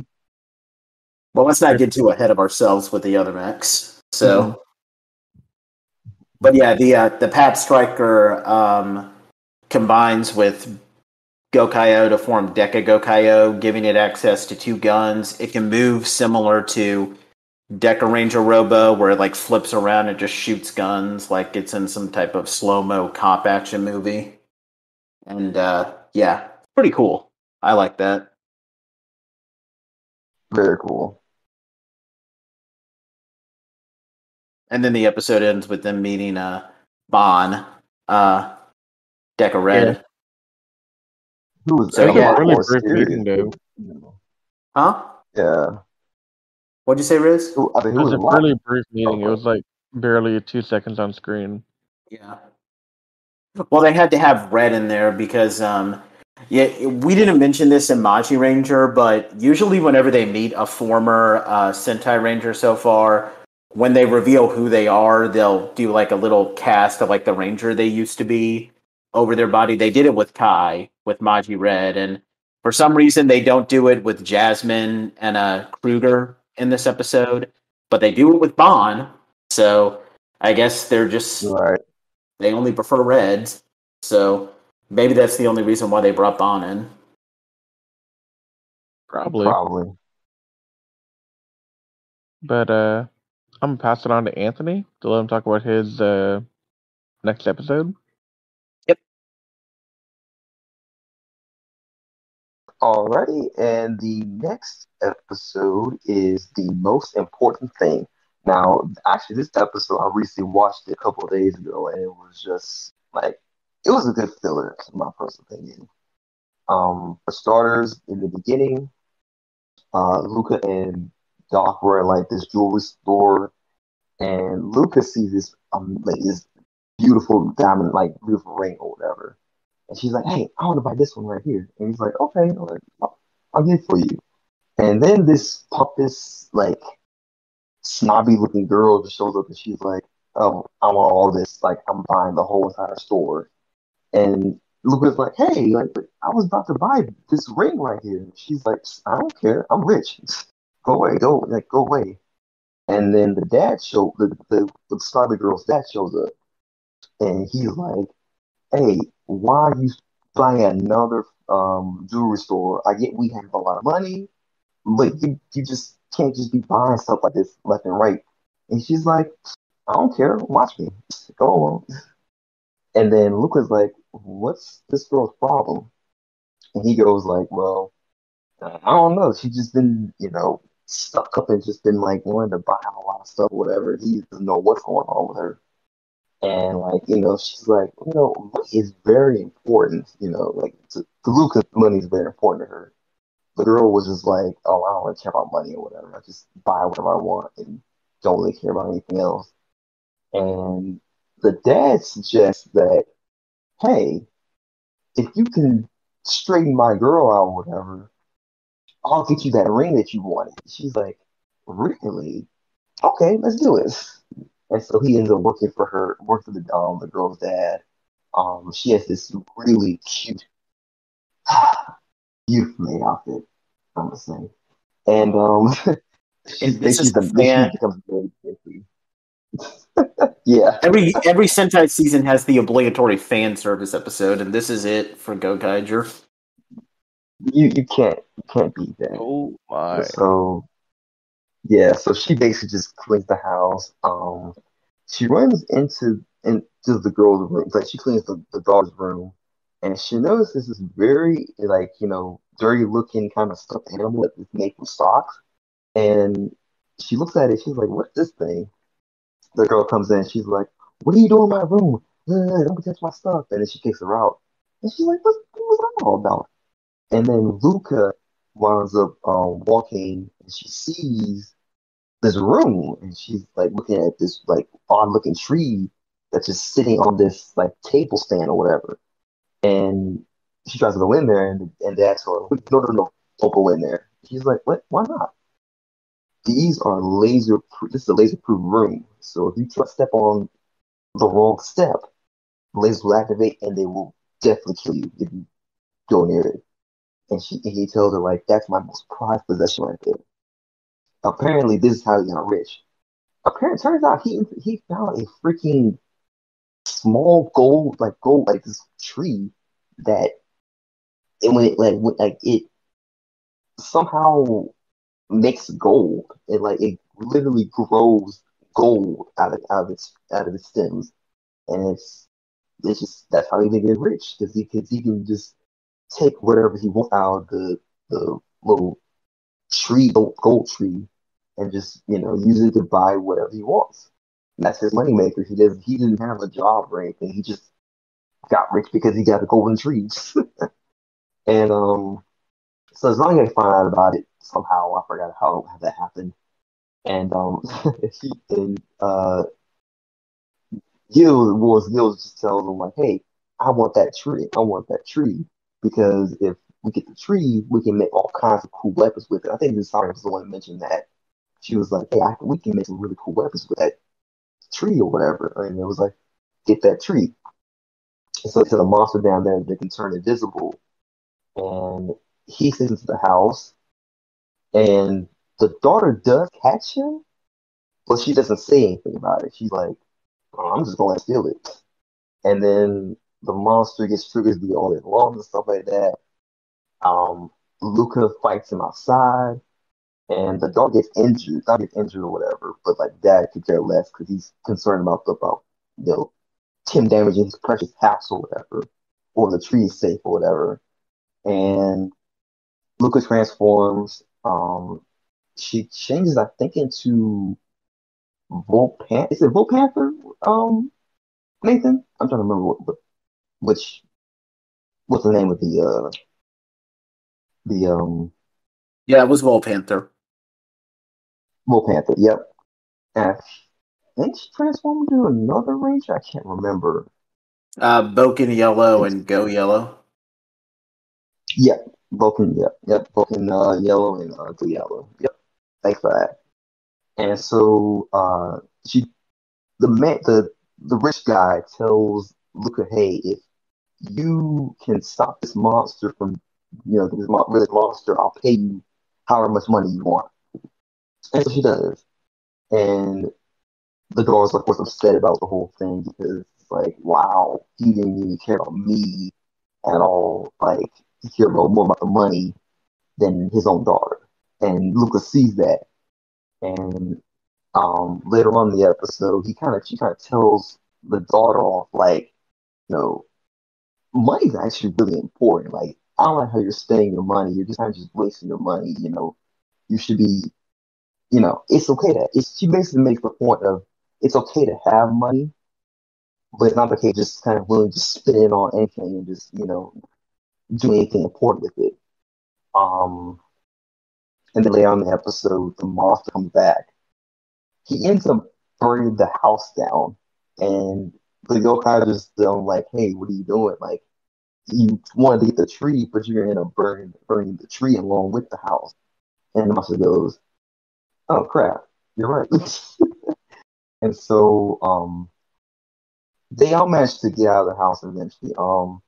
I know the daughter tells to Luca that, hey, could you go back in the house? Like, the most important thing is still in there. And Dad's like, oh yeah, the tree, that's what he's thinking. And she goes, okay, I'll go in there and go back and do it. She becomes Go Yellow and uses, I think, I forgot what it was called in the Japanese version. It was a throne blaster in Rescue Rescue, but Yeah. it's called something in Let's level just say the 5. Go Blaster. Yeah, Go Blaster. So she managed to put out some of the fire. This house still burns down, but she managed to get, something out of the house.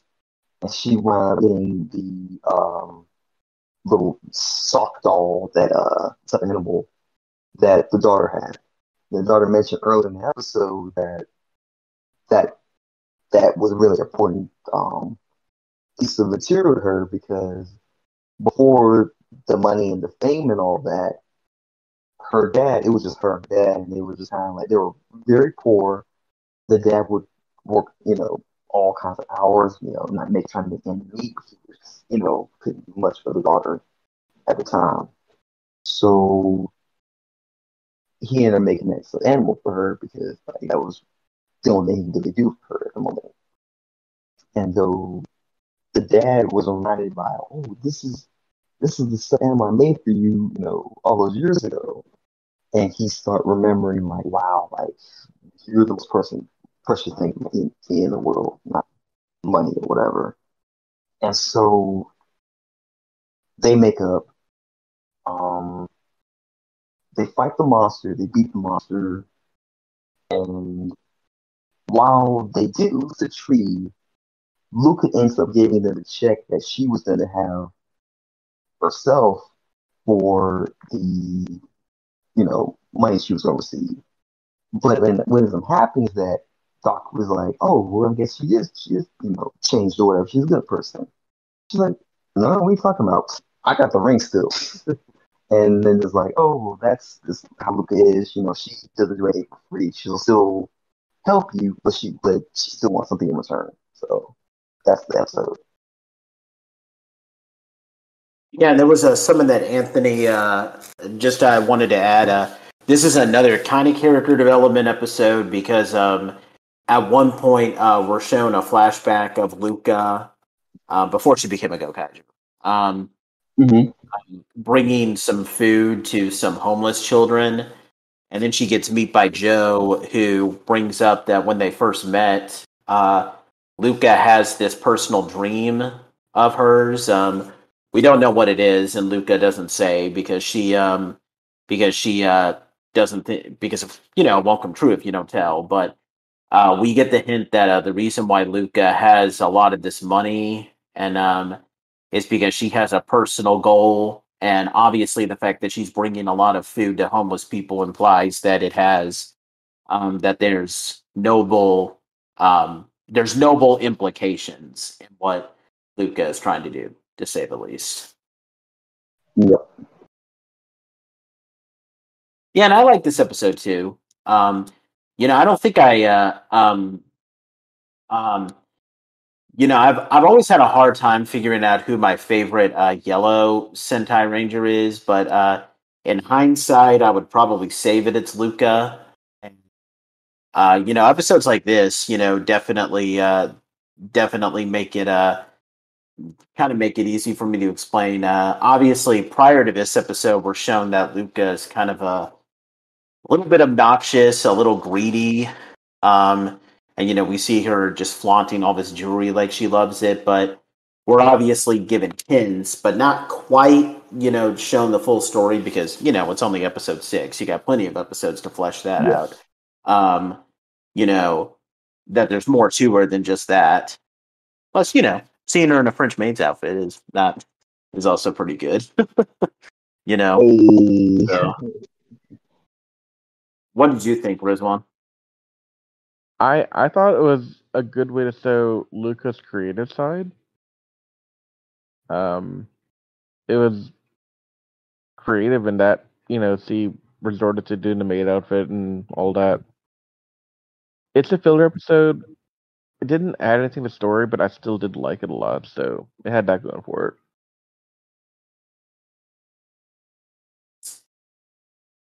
Well, to move on to the next one, we're going to let Anthony also talk about that one. It's another tribute episode, by the way.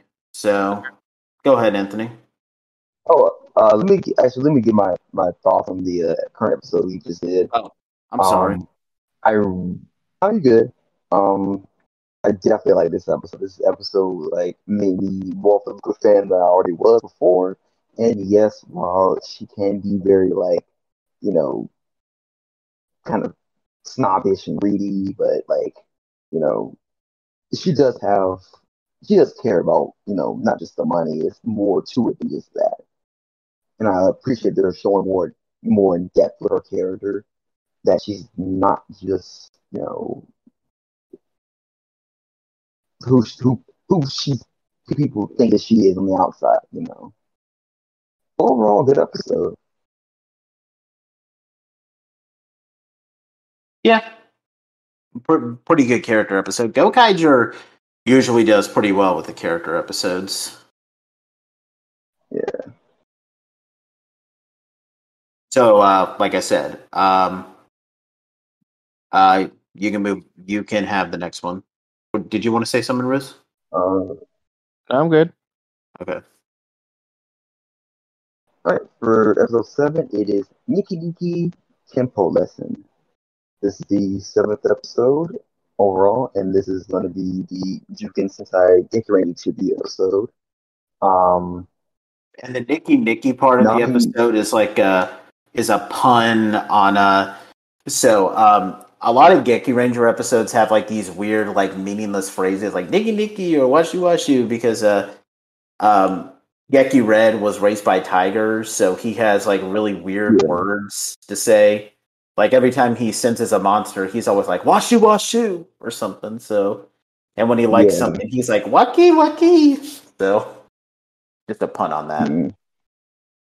Yeah.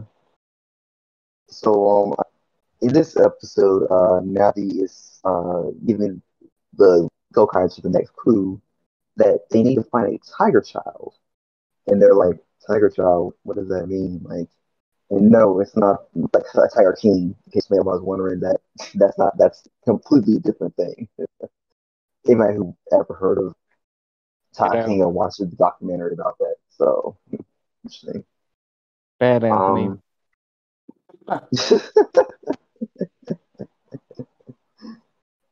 So in this episode, they are out looking for this tiger kid or whatever, but they're not sure what that means entirely until the next general or action commander shows up. It's Touch. I'm gonna mess his name up because I know they used the name up in the episode because it was a running gag. Because I know that Warsfield got the name wrong entirely every time he says it. Was it like Pach- Pachama or something? I can't remember. Pachamak. Pachamak. Yeah, Pachamak. I'm just calling Pachamak. And apparently, I think this costume was introduced in I think Kitty Ranger versus I'm trying to think. It was I think it might Geki have been Ranger Gohan. versus Bokenger. Bokendra. Okay, so it's Bokendra movie. I didn't see. I don't think I've seen it because I remember the monster showing up in that episode, in that special, but I didn't watch it entirely. So that's the reference to the special in that one. They were interrupted by this Hatsuma, and while Joe, Luca, and Marvelous were doing really good against this monster, Doc and I were having difficulty, adapting to this monster. And earlier in the episode, Doc was kind of like not necessarily being pushed around by the local pastures, but like he kind of is being overwhelmed by them. I know that Marvelous wasn't helping out with the helping Doc with get the food for him, and then Luca was bugging him up with computer stuff, and just like he was just like, guys, like I'm doing one thing after another. You can't. I need help, and so that was in the episode too. Saki and Yam having difficulty, fighting because they can't fight without the weapon because the um, monster uses like this magnetic force to take away their weapons, and Saki and I'm are really like suited for hand-to-hand combat. That's only for the main three.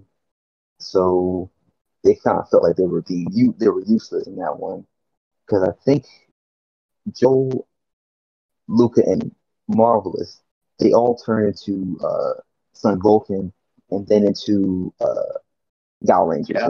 in this they all Shark Eagle and Lion for ironically, which was I think no they were all like aquatic creatures in that one, so that was pretty cool transformation for both of them because they all matched the different animals they were using in some way. And then after the And battle, so Troy starts giving the Rangers trouble about letting go of their weapons. And oh wait, no, I'm sorry. I'm sorry. I mixed up my notes here. Sorry about that, guys. oh man, that's classic. But yeah, so There was no way we were going to get through this talking about this episode without referencing that. it had to be done. It had to be done. Yeah. So while Marvelous and company minus John and I'm, they I guess are like trying to figure out what the next plan is. Doc and Dom are just kind of thinking like I'm just thinking like wow, we pretty much need to like do better in fighting this. And so they see this little like, training session with John from Geki Ranger. He was a previous Geki Red of the Sentai, and he's out training a bunch of kids on how to use Tempo, which was their martial arts they used in Geki Ranger. It was like a kung fu mixed with like animal fighting. So that was the so he's there. He's trained some students. Um, Im goes down there and she's like, "Oh, hey, I was wondering if you could train me how to fight using Kenpo." He's like, "Okay, I can definitely teach you." They asked, "Hey, are you training too?" That he has John asks Dawn if you're training too, and he goes, "No, I think I'm good. I'm good."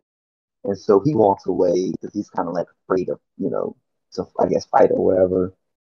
And I'm just like, hey, I'm going to train for myself then. And then later on in the episode, she gets kind of sleepy, which was kind of dangerous. Was, she should be more alert because I think something happened where like she almost got hit or something. I can't remember what happened with that.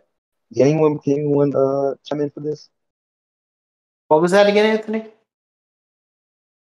I'm trying to remember what happened because I remember Ayn was sleepy because she didn't get enough because she was tired from the training earlier. Yeah, she was I'm trying to think tired what from happened. training, and Don is thinking that training is useless because of course we see Joe train every day, but then he's like, well, I mean, how are Marvelous and Luca so good because they don't do anything? And then we find out, like, even though those two people don't train like more directly like Joe does, they have their own ways of being more precise with battle. Like Marvelous loves to play darts, and he wears this bracelet that weighs like 50 pounds. Okay, maybe not 50 Yeah, pounds, but it's really heavy. Um, it's pretty heavy. Like no known person can do that, and he was able to shoot like throw darts at that perfectly yeah. without even missing it. And it's like, wow, he's really good at that. And And then I think Luca, Luca, go ahead, Anthony. she was like, look at the stars, and I think she becomes like quick to see stuff because when she's like looking at shooting stars, she goes, "Oh, shoot star, shooting star, shooting star." I guess that helps her out with her like, you know, able to see things quicker. So that kind of like helps her out in fighting and stuff. And Dawn goes like, "Wow, like they actually do train, but just not in the traditional way. They do it in their own way." And so the next day, Dawn goes to John's training session, and he's like, "Yeah, I'm going and train with you guys." And he's like, "You sure you want to do this?" And he's like, "Yeah, I'm definitely ready for this. I want to do better for myself." And that, they start the training, and then Pachan shows up to attack the city.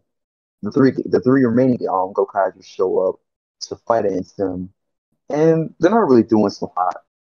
But then Dawn and I were pretty much like finished up the training or whatever. And John's like, "Oh, I that's train, that's train you guys. You guys pretty much already learned enough from me." And it's revealed to those two that he was not only Geki Red, but he's also trained. He was also grew up with tigers, and that's he's a tiger child. And like, oh, tiger child, that's what we were looking for earlier. And um, he's like, you just got to go out there and help your friends out fighting against the monster. And so they do. And I gotta say, this when they were fighting against this monster using the Geki Ranger powers, it was just so brilliant. I just love how they just like fought with the Kenpo and the fighting was just amazing because I remember watching Geki Ranger a while back, and I was just like, wow, this is actually a really good season. Like I love both Geki Ranger and Jungle Fury for both their fighting styles and stuff like that. So I can't really say I like Jungle Fury more like Geki Ranger or like Geki Ranger more like Jungle Fury because I like both of them equally. So that's my thing. And they do get the And grand powers of the Geki Rangers, but unlike the other two, this one isn't really that special. Like they don't use it that it's much. not. All it does is that it allows them to summon the Geki Beast to like charge at the monster, but it can't combine with Gokaiger or anything, so No. it's only used occasionally. Yeah. It's kind of And like for a one and some done reason, type of. in this tribute episode, they don't use the Geki Ranger Henshin sequence when they Gokai change, and they don't play the Geki Ranger theme song, which is a crime because Geki Ranger's theme song is awesome. I do not know why they did Right? that. I do think they get because it was more focused on Dawn and Aang. Is it because remember Dawn was in the middle instead of Marvelous, so maybe that's what it was. I don't know. I guess. Just it sucks because I love the Geki Ranger thing. I know it's so good. I have it on my place on Spotify. Yeah, so do I. Nice. And funnily enough, I think I said this. The Gokaigers do have Geki Violet and Geki Chopper, those Ranger keys, which is weird because you would think that those would count as sixth Ranger keys. I mean, if you've seen Geki Ranger, you might understand why Geki Chopper, that's the Rhino Ranger. For those of you who have only seen Jungle Fury, isn't considered a sixth Ranger because I don't know, he never really came off as strong enough to be a sixth Ranger, but. That's just something I wanted to bring That's up. kind of weird. Yeah. But ironically, like in I think Jungle Fury, they kind of treat him like a Sense Ranger, but not really. I don't know. It's complicated. And but yeah, this episode was good. It's much better than the Super Megaforce episode. I like the Super Megaforce episode, but Troy needed to shut up in that episode. I was about to say it was only good because of Casey. Let's get this one straight. It's good because of Casey, nothing else. Yeah. You take Casey out of that episode, and it goes from a B to an F. Yeah. but guys, you never let go of your weapons. Oh my god. Yeah, except when you stick it in the ground at the end of a series, then you let go of your weapon. Because he's done. He doesn't need it anymore. Damn. Yeah, that doesn't count. Okay, I will let go of my weapon.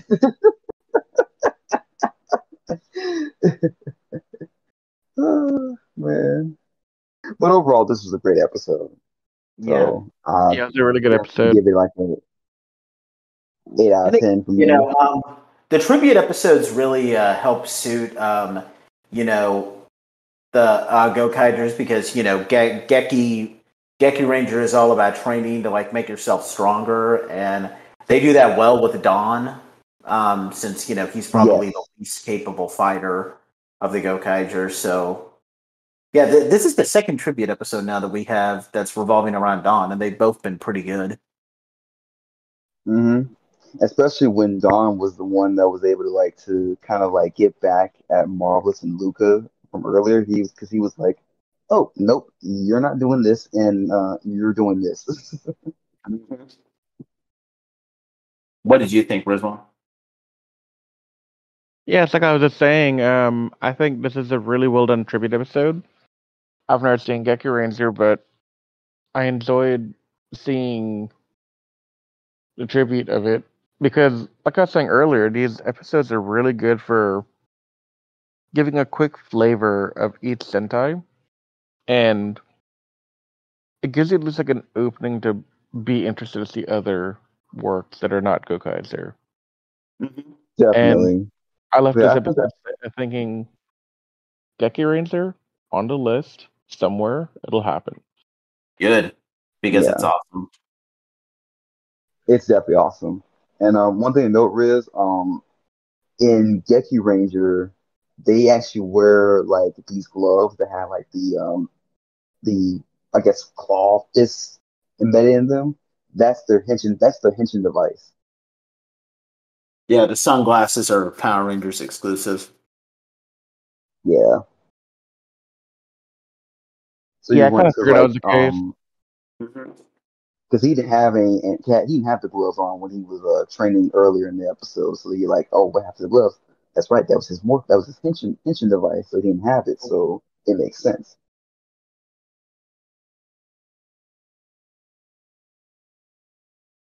Well, I'm gonna move us on with the next episode. The next two episodes are kind of a two-parter. Now the first one, episode 8, it's called Little Spy Tactics. It's a very, very silly comic relief episode. Yeah. So basically, there's these two monsters. One is much bigger, and then the other is like a really mini version of the monster's head, who ironically enough is the older brother. Yeah.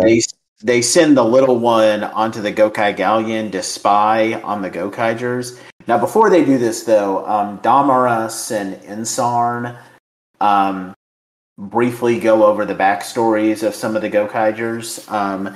So Marvelous has always been a pirate. And not only that, but we forgot to mention this in the second episode. We were shown a brief flashback of Marvelous's past where when he was speaking to the kid, where someone, we don't see his face, and we'll find out who he is later on. Well, we'll get to that in the next video. He was given a treasure chest containing all the Ranger keys, and this person was his mentor, and then he disappeared finding the Zanyak. So, yeah, Marvelous has always been a pirate. Joe used to be a member of the Zanyak. He was a former Special Forces member. Again, we'll find out more about that later. Luca was a thief that just stole a bunch of things. I'm pretty sure I said that at the beginning of this video. And Ayam is a former princess.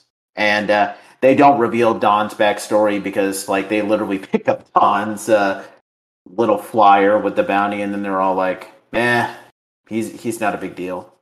Screw him, moving on. Which is pretty funny. But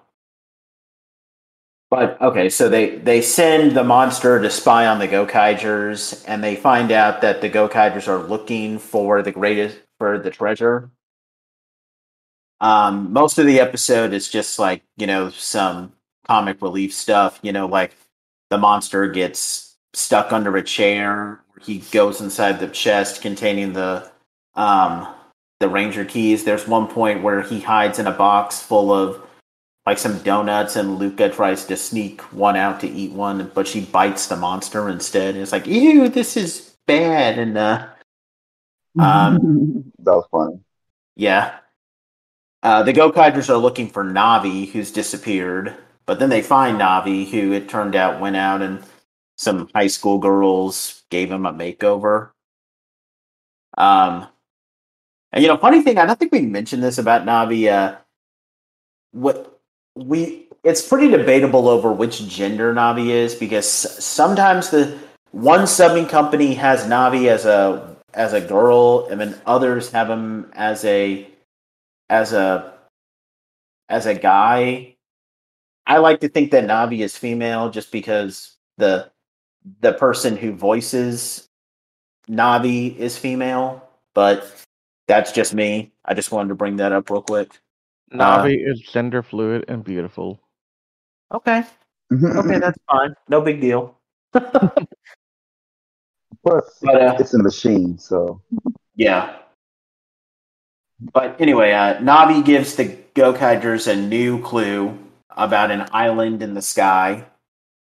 Before the Gokaigers can do that, though, they have to deal with the monster, and it leads to probably the funniest moment where the monster is just bouncing around saying, like, "Yes, I have found you, and I know exactly what's going to happen." And Joe just casually picks up a baseball bat, like gubs himself away. Oh my god, we got this monster. Okay, might as well get the baseball bat. Bam! And then knocks him out of the Gokai Galleon. And he swings the bat like so casually, like he's going golfing or something. So that always makes me laugh. Do what? Do you blame him? That's a good move on his part. Yeah, it was funny though. Yeah.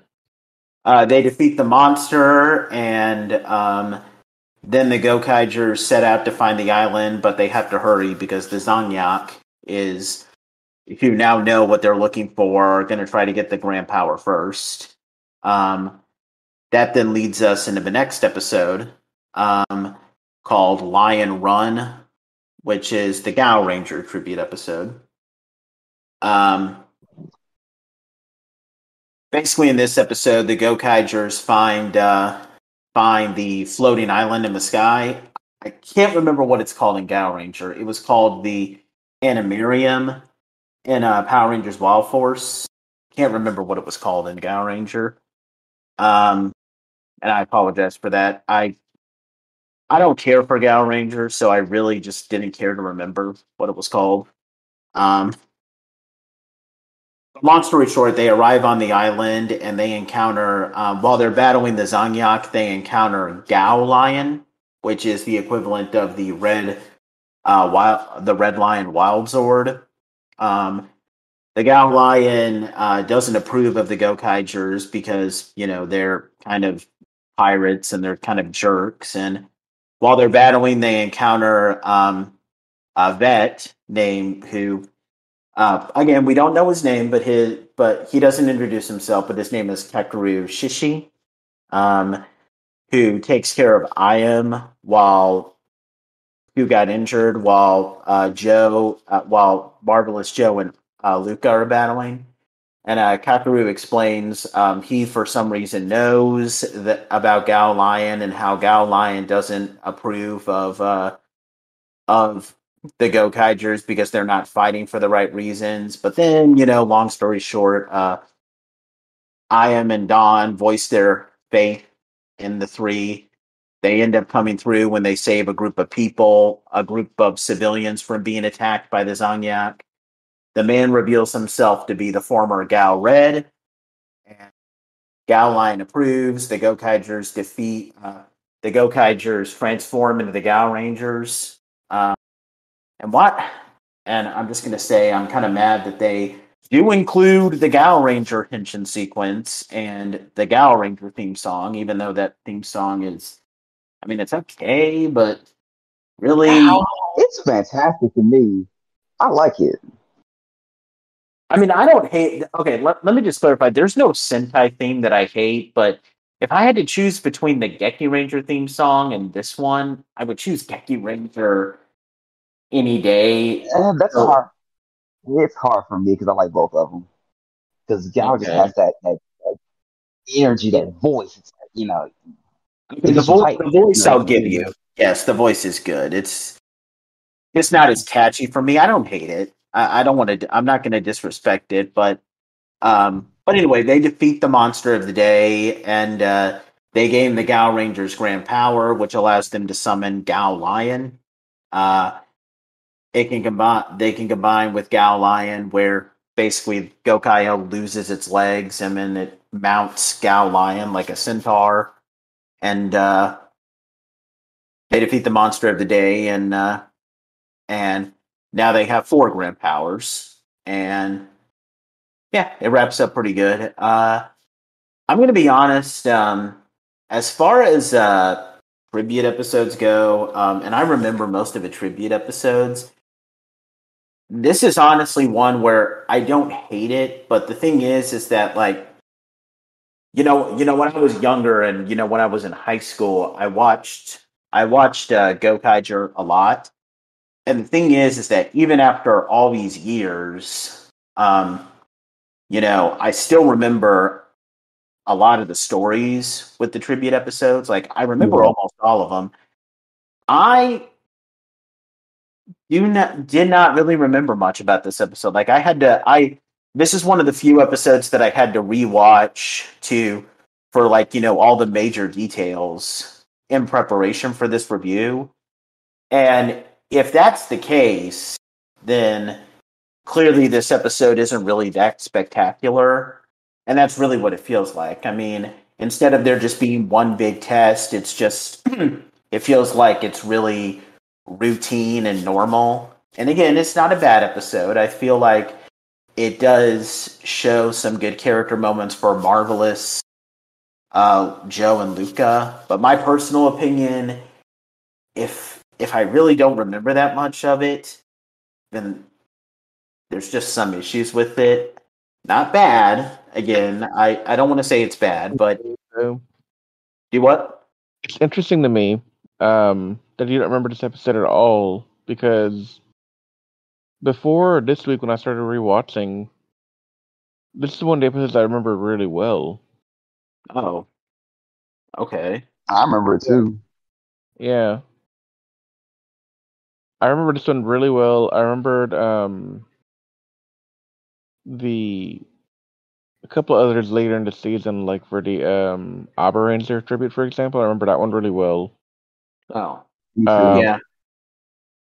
And I remember the whatever Ninja Storm's name is in Japan. I remember that one pretty well.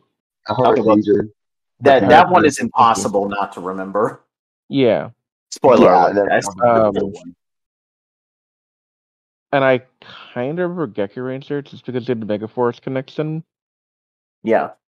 But yeah, I think I get where you're coming from in that they're not all memorable. Like I don't remember Magic Ranger at all. Like when I watched episode 3, that to me was like rewatching for the first time.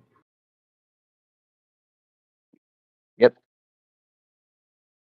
Like it just wasn't that memorable. Like I don't think like Kai was great, but he didn't really do much. Like I was kind of remembering he would have. Well, here I don't feel like Hekaru did that much. I mean, he does help I am, and that's fine. But again, maybe it also just has something to do with the fact that I'm not a fan of Gao Ranger. I've seen it all the way through, and I really don't care much for it. So maybe my opinion of Gao Ranger also just kind of sours my view of this episode. And again, I don't hate it, but I do have some. But it just doesn't really seem that memorable to me, if you understand. That's fair. It's understandable, you know. Well, what do you think, Anthony? This episode was kind of like a hit or miss for me. Like I like some things in the episode, some things I didn't like about the episode. I like it, like you said. I actually agree. I think I wish uh Katsuru did more in this episode, but like I get it. You know, he can't really do much because he's a normal veterinarian. Not like Dick Ranger anymore. Not Dick Ranger, Gal Ranger. God, see, I'm messing up now too. Yeah, But overall, it was an okay episode. yeah. It's still Well, we better got than one Megaforce more. episode at least. Yeah, at least we saw one of the Rangers. By the Right. way, and for the record, how do you get Rick Medina to return for Samurai as a main character, but you can't get him to come in for 5 seconds in a Super Megaforce episode? Yes, he wasn't even like that whole thing with him and He was in what's jail. going on with him now hasn't happened yet. Hasn't happened yet. So Yeah, I think that was after Megaforce Sword, happened. the sword thing happened yeah, when yeah, Megaforce was going on. Yeah, it is. it's just a side Mhm. thing. Oh, I All didn't right, know well, we that. I got thought it happened like way after. It happened during Megaforce. I feel like. maybe we'll have to check up on that. Yeah. Yeah. We got one more episode before we wrap things up, and I'm gonna give the chains back to Anthony because he apparently really likes this episode. So yeah, take it Oh away, yeah. Anthony. So this is called Car Game. It's another filler episode, and this episode features so apparently there was this green ship that was that's part of the Zanya. Joe recognized that ship because he's like, wait, that's a special commander ship or a special fleet, green fleet, special forces. We he and they tell him, don't shoot that ship. FYI. And they're just like, why? Why are you so pressed on the ship or whatever? Because that ship is filled with gigarolium, I think it's called. It's a special blue, like not blue, but like a special trying to think of what the word it is. A type of energy source. Energy source that if it's been shot, it can literally blow up like either a planet or a city. Basically, this is basically the world-ending weapon right here. So if this thing, hits Earth or it's had a certain way, it could blow up the entire Earth, or it could blow up like a full city block maybe, or like a city or a state maybe. I want to say.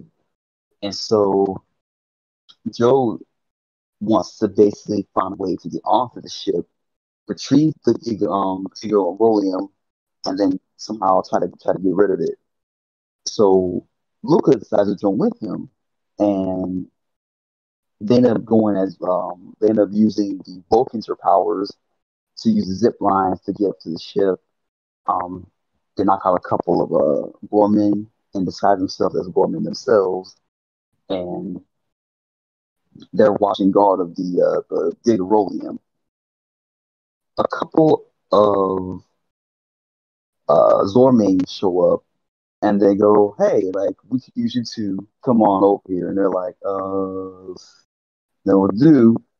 And so they end up, they end up getting picked to play poker, basically, or blackjack. I think it was blackjack, either poker or blackjack. I can't remember which one it was. They're playing cards, basically, It's poker. and it was poker. Okay, so it was poker, and so Luca plays, and like she is beating the crap out of these guys. Like they're losing all kinds of money towards it or whatever, and it's honestly embarrassing to the point of, like, almost all the Gorman and Zorman show up, and they're just like, "Wow, this Gorman's really good." Blah blah blah. And so the monster of the week shows up, and it goes, "Wait, you're cheating!" Like he grabs her arm and like reveals a whole bunch of hidden cards she had, and like, um, I'm gonna give you guys a chance. If you beat us, if you can beat me in a card game, I'll let y'all walk free. We're not gonna attack y'all. We're not gonna do anything to y'all. We'll just, you know, let you escape. But if you lose, we get your bounty.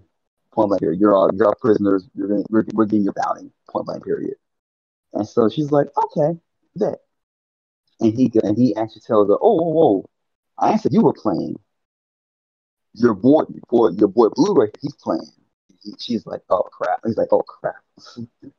And so the game goes on, and immediately he catches like, hey, wait a minute, dude, you're cheating. You're like cheating right in front of me.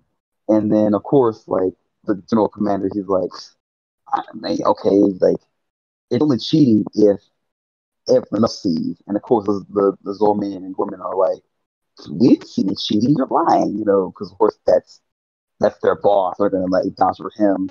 He's clearly is cheating. He's still gonna vouch for they're gonna vouch for each other because they're the bad guys. So of course they're gonna vouch for each other. And so the game still continues, and miraculously, Joe manages to actually win and beats the commander in the card game. And so he's like really pissed about what just happened. Like, there's no way I literally gave you the card, like I shuffled cards and everything. It was impossible for you to win. And I guess he's like, I guess I got lucky. And so while that's going on, Marvelous, Doc, and I'm basically are still waiting on what's going on, whatever. And then it comes back to them, and what's of course in bad guy fashion, they're like, oh well, we're not gonna let you leave anyway because we lie because we're bad guys. Next thing you know, Marvelous, Doc, and I show up, and they got the gun, they go William, and they were basically Luca and Joe were the distraction the entire time, just buying them time to get the special stuff. I cannot say this name. It was Gigarolium. They were able to get the Gigarolium from the place where they were held in at, and the bad guys being tricked the entire time, and they didn't realize it because Luca was trying winning on purpose to cause attention. That's why when all the Gorman and Zorman showed up, it was to bring everybody out so that way they could sneak in, grab it, and then get off scot free. And so they were able to get it, defeat the monster, and destroy the Gaerolium in a safe manner. So overall, this was a very, very, very good episode. And by the way, Luca actually cheated for Joe, so that's how he's able to win.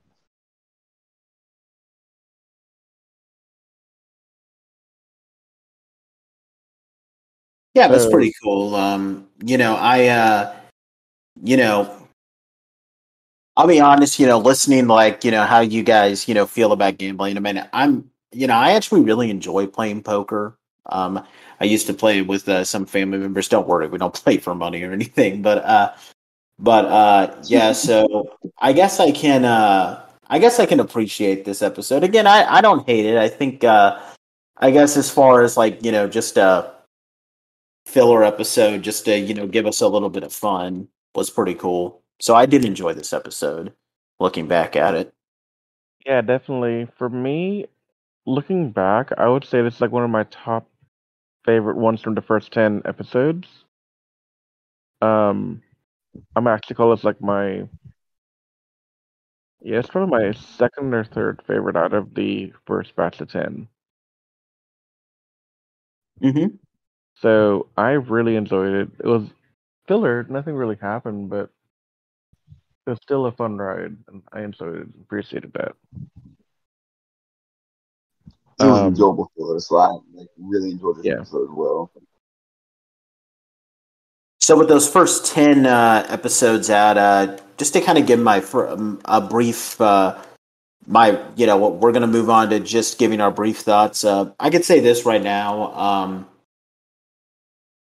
I honestly think that as far as like, to me, and again, you can say that maybe I have too high expectations. I think that, at least with a show like Sentai, you should always try to use the first 10 episodes to try to get us to know all your characters more effectively. Like when you have a team of 5 rangers, by the first 10 episodes, every ranger must have at least one episode revolving around their character. I mean, that's a rule, at least in my book.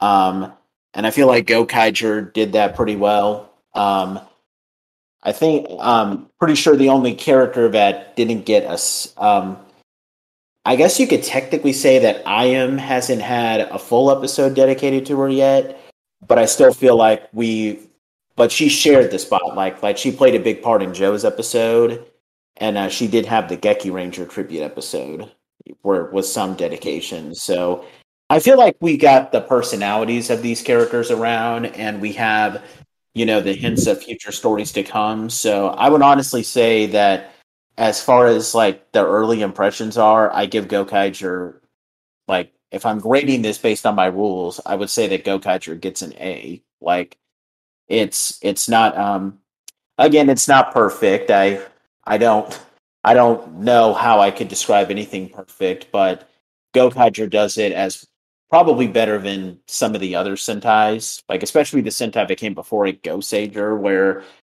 I don't think again, I mean most people should know is Goseiger is my least favorite Sentai. Um Yeah. uh I don't think Goseiger did it all that well, so yeah, I feel like Gokaiger has so far done everything that it needs to do in its first 10 episodes. What do you guys think? Yeah, I think the first 10 were really solid. I had something I was going to say, but I couldn't keep it in my brain long enough. Damn. Anthony, you speak while I remember what I was talking about.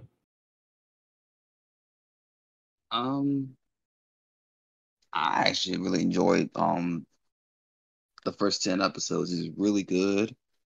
Um, like I said, Luke was my girl, so definitely like how cool and demeanor Joe is. Love Marvelous is hot in this. He's just all over the place. Doc is actually my least favorite character out of the bunch, if you believe it or not. No, I believe it because he's probably the same spot as me in my ranking. Yeah. I would probably rank it right now. I would put Joe, Marvelous,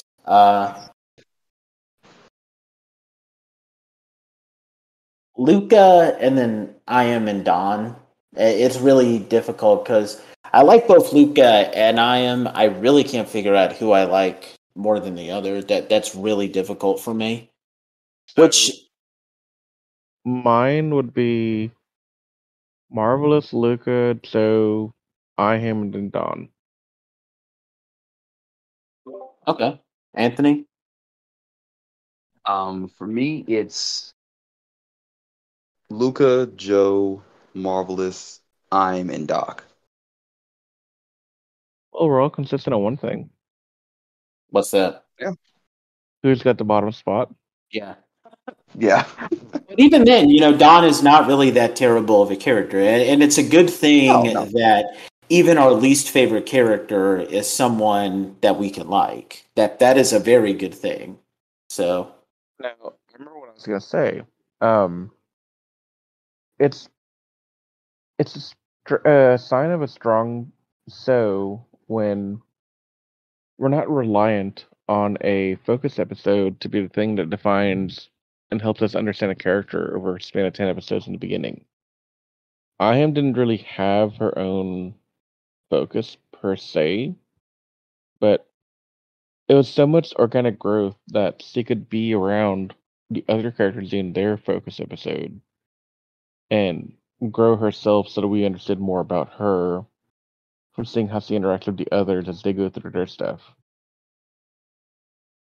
That to me is the strength of a good story writing right there. I mean, it's the same thing we see with a bunch of the characters. I mean, especially in the Gao Ranger tribute, when Kaker realizes these guys aren't jackasses. They don't want to admit that they want to help. They're just smart mouth, as he They're just pointed smart out. mouth. They said, yeah, there's no smart mouth. They're just acting like jackasses, but they're not. Right. And that's a really powerful statement to me because that summarizes the entirety of this team. They're not heroes. They're not villains. They're just there and they want to do good, but they want to do it on their terms. And that's something you don't see with these type of shows often. Because I mean, look at the other Sentais that we have, like Zio's there, Tokyo's there. Those guys all know that they're members of the Sentai, but that they're members in that they want to be good, they want to be heroes, they want to save the world. Gokaiger, they care about saving the world, but they're more focused on the treasure at the end of the day. And that's fine. That's good. It's different. Like usually they'll get that type of care. Like you'll get like a single character in the group that's like that. That's like, oh, I don't really care, but I do care, but I don't want to admit that I care. They usually have that like one odd person in the bunch of the group that's like that, not the entire team. Yeah.